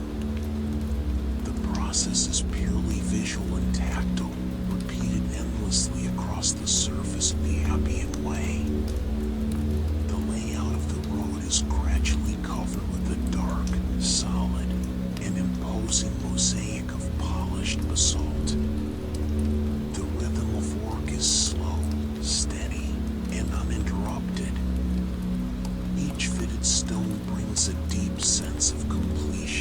stability to the landscape. Let your mind follow the perfect and secure fit of these heavy rocks, feeling your own thoughts find a calm and safe place to rest. Once the basalt blocks are interlocked, small gaps still remain between the joints of the stones. To seal these connections, the workers use a very fine, dry river sand. They pour buckets of sand over the dark mosaic with slow movements. With brooms made of stiff, dry branches, they brush the sand deep into the fissures. The sound of the bristles sweeping the rough stone is soft, continuous, and comforting. The sand fills every empty space, locking the basalt blocks together definitively. They repeat this sweeping motion multiple times over the same section, ensuring complete fullness. It is a light, focused job requiring extreme patience. Gradually, the joint lines disappear under the pale, golden dust. The entire structure becomes a uniform and incredibly cohesive surface. Feel the tranquil nature of this continuous back and forth movement. Let the calm rhythm of the broom clear your mind of any stress, filling the empty spaces with a deep sense of peace and quietude. To ensure that no stone sits higher than the others, the men begin the final leveling process. They use large, heavy wooden mallets with flat, wide bases. The workers lift the tools and strike directly onto the surface of the basalt. The sound generated is a firm, muffled, and steady impact that echoes through the quiet countryside. Blow after blow, the protruding stones settle into the underlying cement cushion until they are perfectly aligned with the rest of the pavement. The men move sideways, striking rhythmically in a straight line. Each blow is delivered with the exact same force and cadence. There is no rush to finish the section. Precision is the only goal during this phase of the nightly work. The plane of the road becomes as smooth and flat as the top of a stone table. It is an exercise in pure and predictable repetition that soothes the senses. Feel the unyielding solidity created under each calm stroke. The path is secure, flat, and free of any wobble. On the outer sides of the road, the drainage work must be completed in a precise manner. The laborers dig shallow, linear ditches parallel to the stone pathway. These side ditches serve to collect the water that drains from the sloped surface of the road. They line the bottom of these trenches with smaller stones and compacted clay to prevent soil erosion. The shape of the ditches is smooth and slightly rounded to facilitate a steady flow of water. The men work in a crouching position, shaping the edges of the ditch with small metallic hose. The sound of the tools scraping the earth and small rocks is muffled and very regular in the silence of the night. Roman engineering focuses on perpetual durability, and water must never accumulate at the base of the structure. Each finished drainage section ensures the integrity of the road for centuries. The future flow will be clean, continuous, and barrier-free. Let your mind perceive the perfect organization of this system, where everything flows to its correct place, leaving your mind free of worries. To delimit the road and contain the polygonal stones, large rectangular blocks of limestone are laid along the edges.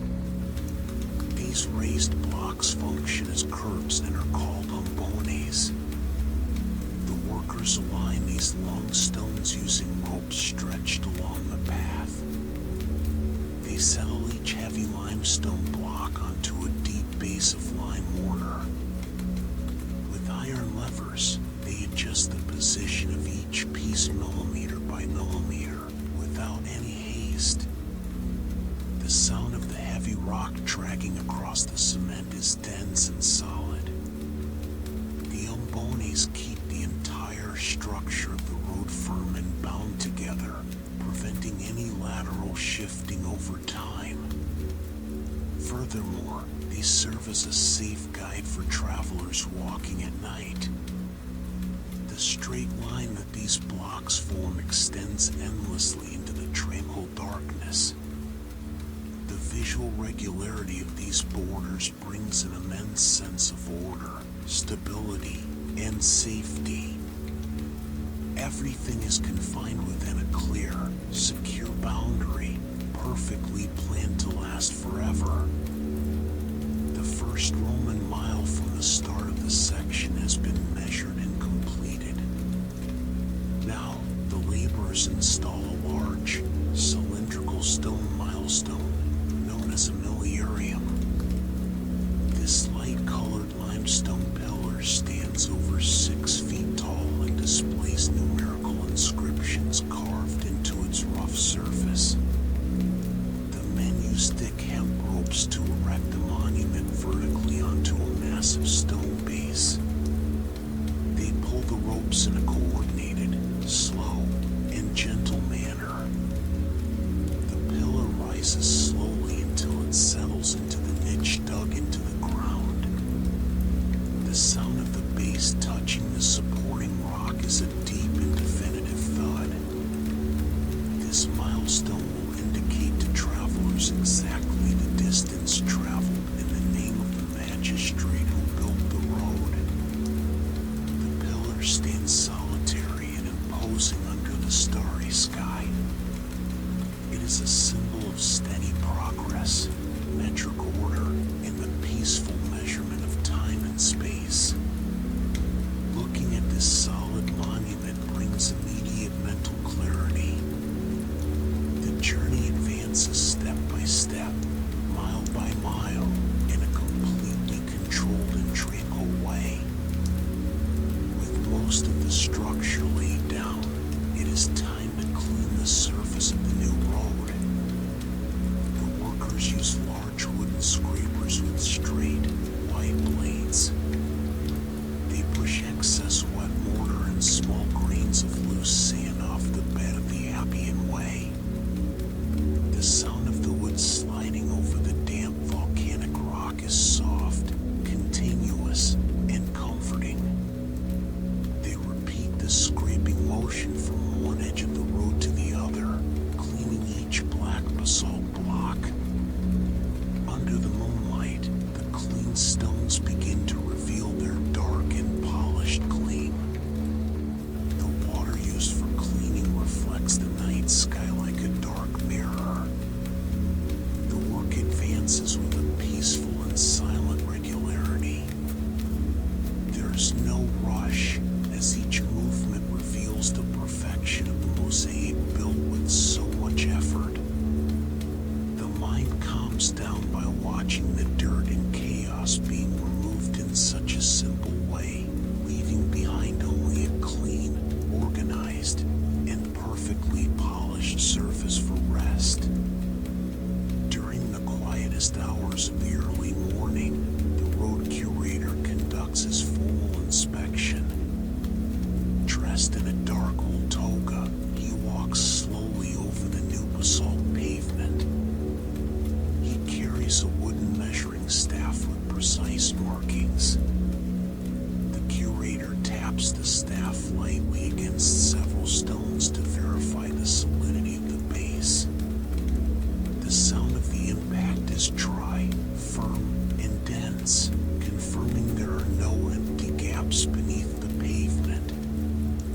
He leans down calmly to observe the joints between the polygonal stones.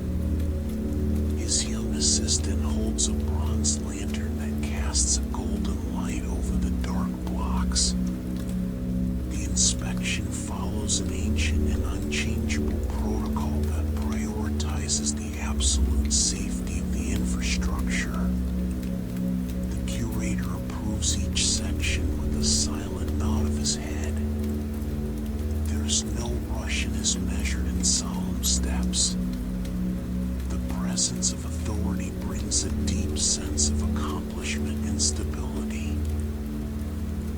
is officially approved and ready to last for generations in the tranquility of time. The stretch of the Appian Way is now completely finished and empty. The long ribbon of black basalt extends in a perfectly straight line across the silent landscape. The polygonal stones are so well fitted together that they seem to form a single, continuous, massive rock. The sky above is a vast dark blue blanket peppered with bright stars. The Milky Way stretches across space in perfect harmony with the line of the road on Earth. There is no movement of carts, horses, or soldiers at this moment.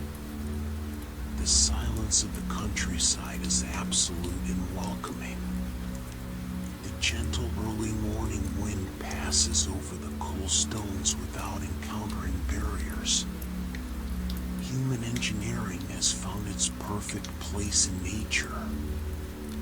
The road rests in peace, solid, secure, and unwavering against the forces of time.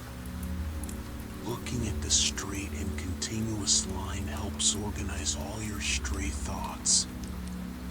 Everything is exactly where it should be. The geometric order of the path reflects the state of deep calm that now envelopes your mind. The night begins to give way to the first signs of dawn. The iron torches that illuminated the construction site are burning low now. The orange flame decreases in size as the fuel oil comes to an end. The subtle crackling of the fire becomes increasingly rare and soft. A thin, white smoke rises lazily toward the gray sky. The workers have gathered their tools and rest nearby in absolute silence. The sky on the eastern horizon takes on a subtle shade of light blue and soft gray. The dense darkness dissipates in a slow and unnoticeable way without any rush. The world around is in a state of perfect and tranquil transition. There are no sudden noises or interruptions in the natural cycle of time. The fading light of the torches matches the total relaxation of your body. Your eyelids are heavy, ready to close with the same gentleness with which the flames extinguish on the ancient rock. Dawn arrives with a soft, white mist that gently covers the Appian Way. The road is now immersed in an eternal and unchangeable peace. The black basalt stones, laid down with so much patience, rest beneath the damp morning blanket. The technical journey has ended in a perfect and secure way. There's nothing more to be done, measured, or adjusted. The foundation is solid, the pavement is level, and the path is clear. Let your spirit rest in this same ancient stability. Your thoughts are now as calm and firm as the Appian Way itself. Allow yourself to float gently into the tranquil mist of deep sleep. The weight of the day has completely vanished, giving way to an absolute and restorative rest. The road of the past remains in silence, guarding your dreams with total security. Breathe in a slow, deep, and regular manner.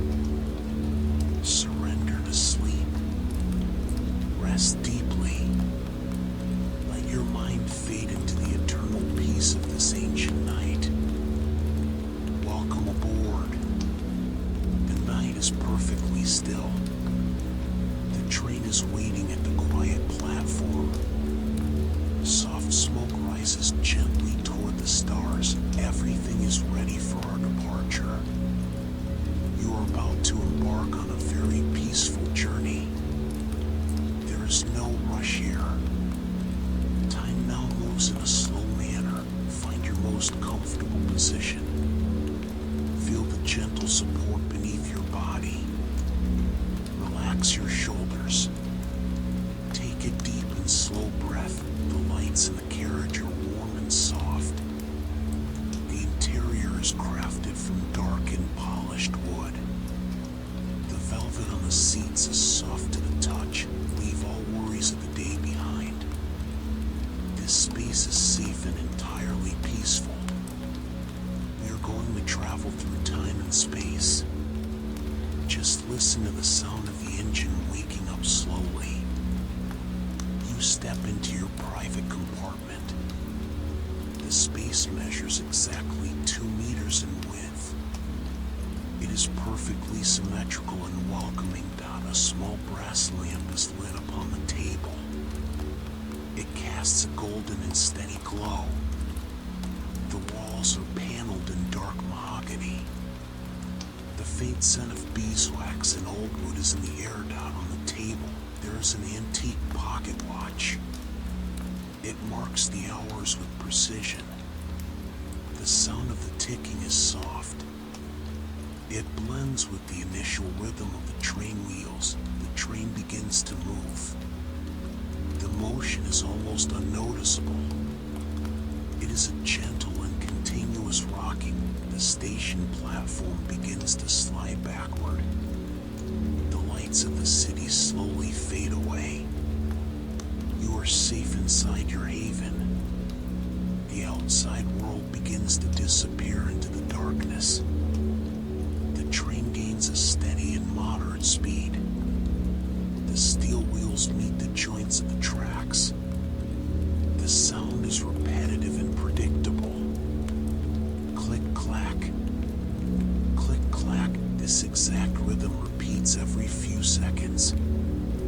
It is a constant cadence that calms the mind. There are no variations in the sound. It is a purely mechanical and monotonous melody. The sway of the carriage to the left and to the right is minimal. It functions like an old cradle. Your muscles begin to relax with this movement. Through the cracks of the window, the night breeze brings the fresh scent of pine trees. The forest stretches for miles around the railway line. You watch the ticking of the clock. It matches the rhythm of the wheels. Everything works in perfect harmony. Physical fatigue begins to turn into a light sleep. Looking through the double-paned window, the landscape transforms. The train now crosses a wide, open valley. A silver mist covers the ground like a soft carpet. The fog moves very slowly with the faint wind. The distant hills look like dark silhouettes against the starry sky. The moon illuminates the tops of the trees with a pale light. There are no artificial lights in the valley. No roads or houses are visible. Just untouched and silent nature. The train is the only moving element in this vastness. The regularity of the landscape is calming. The trees pass by one at regular intervals. They look like silent sentinels guarding your sleep. Your eyes begin to feel heavy. The contrast between the cold of the valley and the warmth of your compartment is perfect. You feel deeply protected. The sound of the train changes subtly in tone. The sound becomes deeper and echoes softly. The train is crossing an old stone arch bridge. The structure was built in the 19th century with massive blocks of gray granite.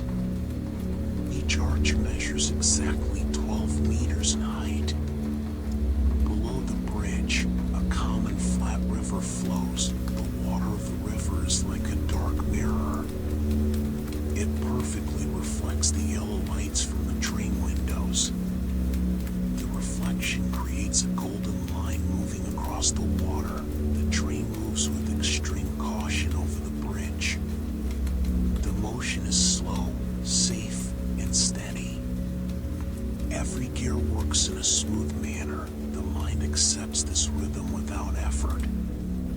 The weight of fatigue spreads through your arms and legs. You close your eyes for a few seconds, just listening to the echo of the stones. Outside your compartment, the carriage corridor is completely deserted. The floor is covered by a long carpet of thick wool. The pattern of the carpet displays repetitive geometric shapes in shades of dark red and gold. Small brass sconces are fixed to the walls every 3 meters. They emit a soft light that illuminates the polished wood. The shadows move in a subtle way with the swaying of the train. Narrow windows run along the entire left side of the corridor. Through them, the darkness of the night appears motionless. The interior of the train remains perfectly warm and insulated from the wind.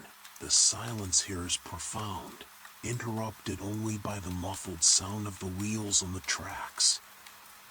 It is a comforting acoustic isolation. Every detail was designed for rest, and no one walks down the corridor. All the passengers are tucked away in their spaces. The atmosphere of tranquility is absolute and contagious. Your body absorbs the stillness. The train reduces its speed in a gradual and gentle manner. It stops without any jolt at a tiny village station. It is a technical stop, silent and brief. The stone platform measures less than 30 meters in length. There are no passengers waiting. A single cast iron lantern illuminates the wooden sign with the name of the place. The paint on the sign is slightly worn by time. The mountain mist drifts over the tracks lined with small gray gravel stones. The white steam from the locomotive escapes slowly, rising toward the dark tiled roof of the station. The silence of the sleeping village enters through the cracks. It is a rural stillness, deep and ancient. The entire world seems to be sleeping at this very moment. The engineer checks the pressure gauges with calmness. Everything is in perfect order. The train prepares to resume its steady path through the night.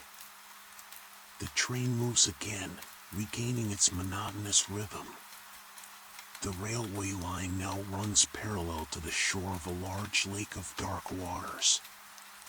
The water is perfectly still, without any waves. The surface of the lake functions as a monumental mirror.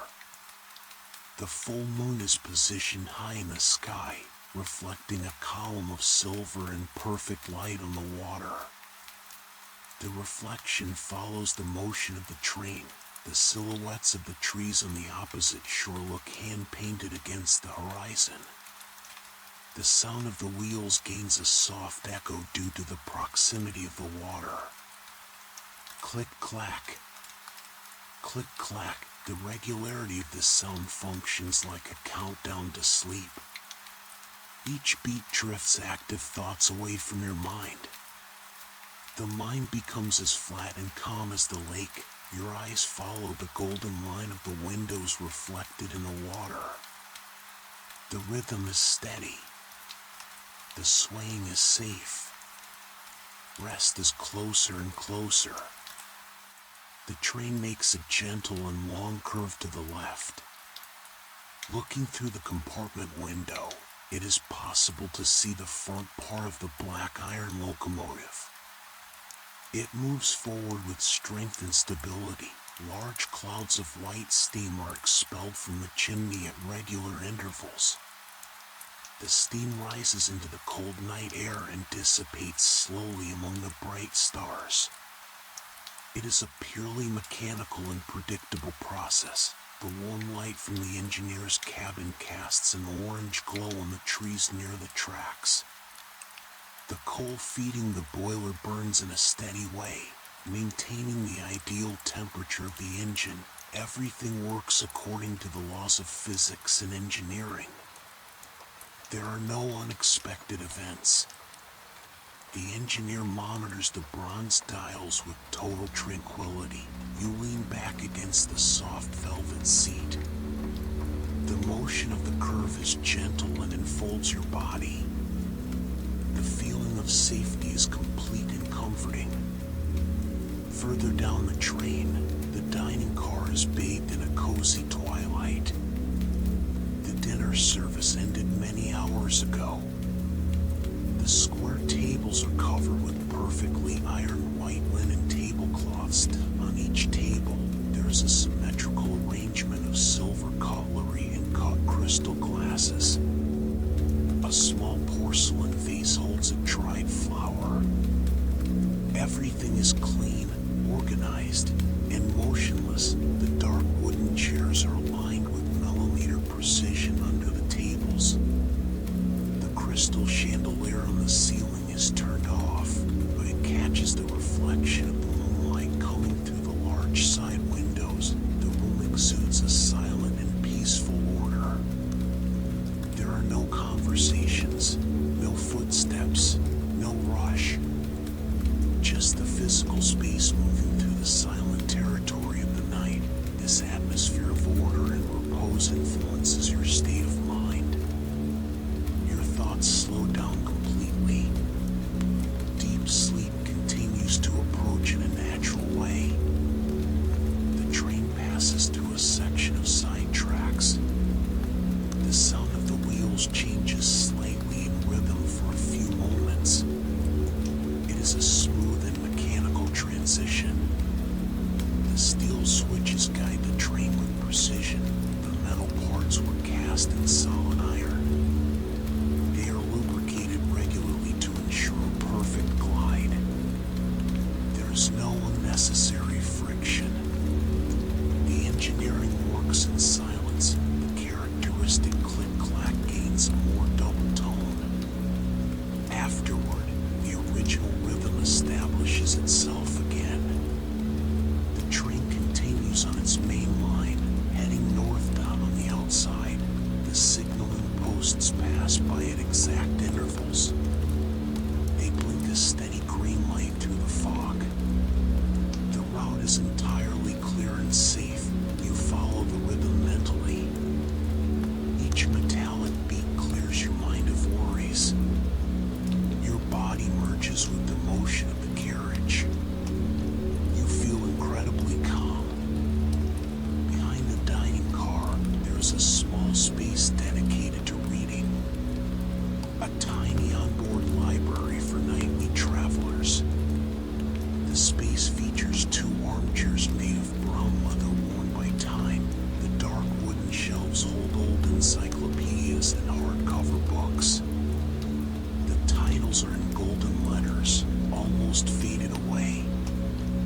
The scent of old paper and leather fills the air. A small desk lamp casts a circle of amber light onto the carpet. No one is reading at this time of night. The books remain aligned in their original positions. The insulation of this carriage is total. The walls are padded with heavy fabrics to muffle external sound. The environment invites silence and peaceful contemplation. The swaying of the train here feels even gentler. It is a haven within another haven. Your eyes close for a few seconds, imagining the static pages of the books. The locomotive enters a long tunnel carved into the solid rock of the mountain. The exterior sound disappears instantly. It is replaced by a deep and reverberating echo. The tunnel was built manually by workers in the last century. Its raw stone walls are dark and damp. The darkness outside the window is now absolute. Inside your compartment, the reflection on the glass transforms. You see only the cozy interior of your cabin and the soft glow of the brass lamp. The echo of the wheels on the tracks is rhythmic and hypnotic within the enclosed space. It is a cavernous sound, wrapping the train like an extra protective layer. This moment of total darkness outside brings a deep feeling of privacy. outside world has been completely excluded. There's only you, the train, and sleep. The train emerges from the tunnel with gentleness. The landscape has changed completely on the outside. The valley is covered by a thick layer of fresh and untouched snow. The moonlight reflects on the white snow, creating a silver and serene glow that illuminates the entire region. The sky is clear, displaying thousands of distant stars. The sound of the train changes again, becoming muffled by the presence of snow beside the tracks. The click-clack now sounds softer, as if it were padded. The locomotive moves forward without effort to the cleared line. The contrast between the cold snow and the internal warmth of the cabin is comforting. You adjust yourself better under the blankets. The whiteness of the valley conveys a feeling of purity and absolute peace. Nothing moves in the snowy vastness. Only the train follows its predictable and calm path. In the central lounge car, a large wooden grandfather clock is secured to the structural wall. The polished brass pendulum swings from side to side in a slow manner. The swing occurs exactly once per second. Left, right, left, right. The sound of wood and metal working together is soft and comforting. This clock functions independently of the motion of the train.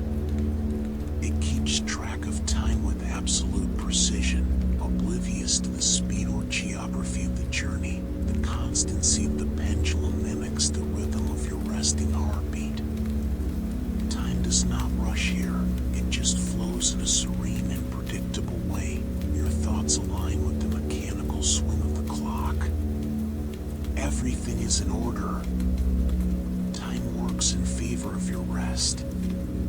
Deep sleep is very close. In the upper left corner of your window, there is a polished brass latch. The mechanism features a strap of thick leather to adjust the glass opening. The metal displays a dark patina created by time. Every detail was machined with industrial precision many decades ago. The central screw measures exactly 5 millimeters in diameter. The engineering of the past was made to last forever. The window remains fully closed against the cold night air. There are no vibrations in the heavy glass. The acoustic insulation creates a perfect and safe microclimate inside the compartment. The stability of these small objects conveys a sense of structural order. Everything in the carriage occupies its correct place for a logical reason. The physical world is stable and predictable. You rest your head on the soft feather pillow. Your gaze gets lost in the geometric shapes of the metal latch. Your eyes feel heavy, responding to the monotony of the environment. Parallel to the train tracks, a line of old telegraph poles stretches through the darkness. The poles are made of dark, treated wood. They pass by the window at perfectly regular intervals. The copper wires connect distant cities that are already fast asleep. They rise and fall in a constant mathematical curve between each pole. It is a continuous and repetitive visual pattern. The full moon illuminates the porcelain insulators on top of each wooden structure. They glow like tiny white pearls in the dark night. Nothing interrupts this linear sequence. This visual repetition functions as a natural metronome for your eyes. One pole passes, then another, always at the same rhythm and at the same constant speed. Your mind accepts this sequence without any intellectual effort. The data flow is minimal and relaxing. The need to think disappears completely, making room for sleep. Beneath the upholstered seat, the cast iron radiator heater emits a gentle and steady warmth. The radiator operates using steam generated by the locomotive itself at the front of the train. The system of metal pipes distributes the temperature evenly throughout the compartment. The air temperature remains fixed at exactly 21 degrees Celsius. The dark iron features subtle marks from the original casting. The heat produces no noise or popping, just an invisible flow of cozy air wrapping around your legs and feet. This thermal sensation of protection is fundamental for deep muscle relaxation. The body understands that the environment is entirely safe and controlled against the winter outside. You pull the heavy wool blanket up to your chin. The physical comfort is absolute. The mind surrenders to the pleasant inertia created by the continuous heat. The snowy valley is left behind as the train enters an old oak forest.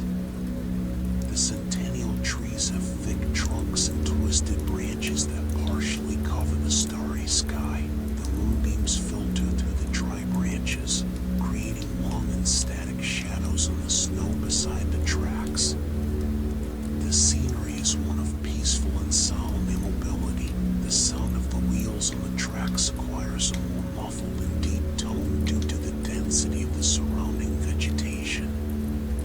The click-clack resonates like a slow heartbeat in the darkness. The locomotive moves forward with its usual mechanical authority, clearing its way without rush among the static nature. There are no other sounds in the forest, just the calm passage of the train.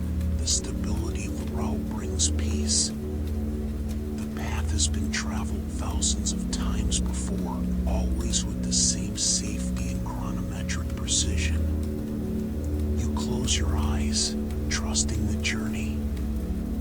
At the far end of the very last carriage of the train, a single cast iron lantern hangs on the exterior wall.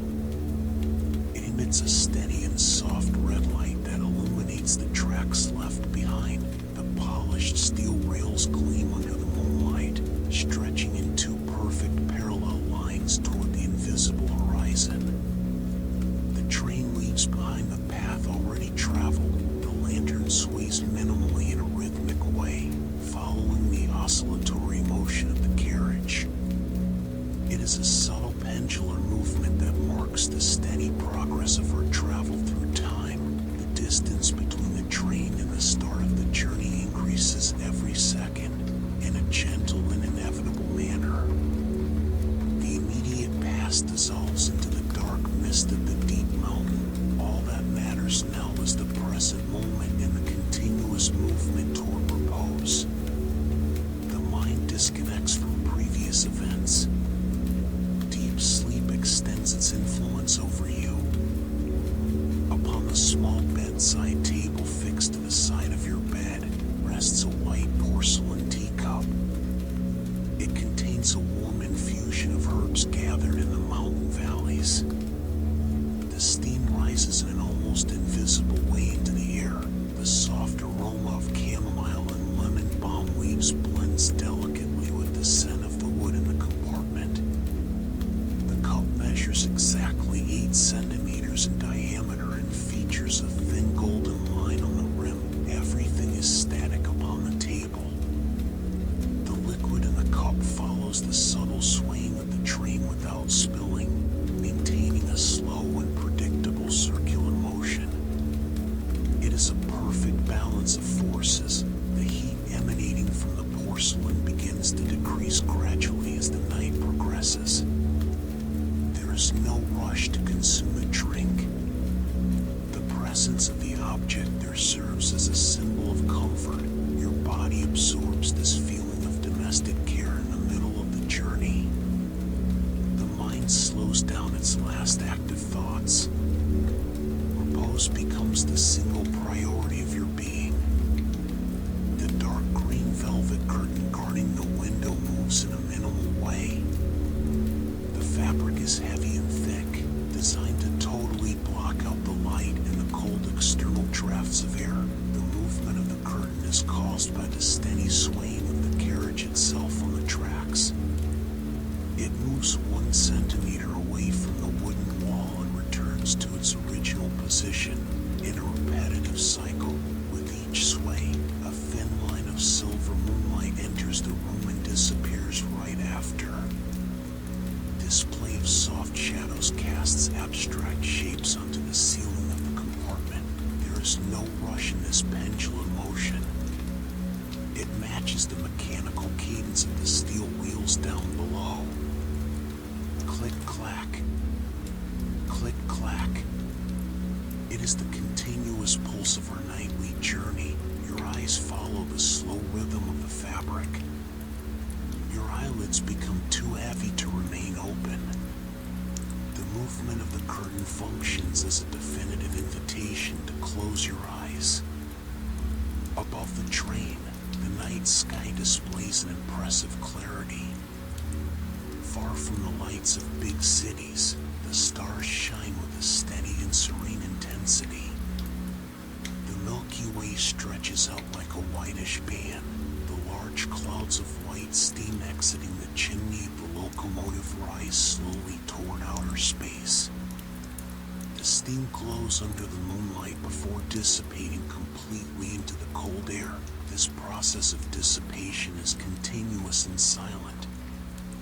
The steam transforms into part of the mountain atmosphere.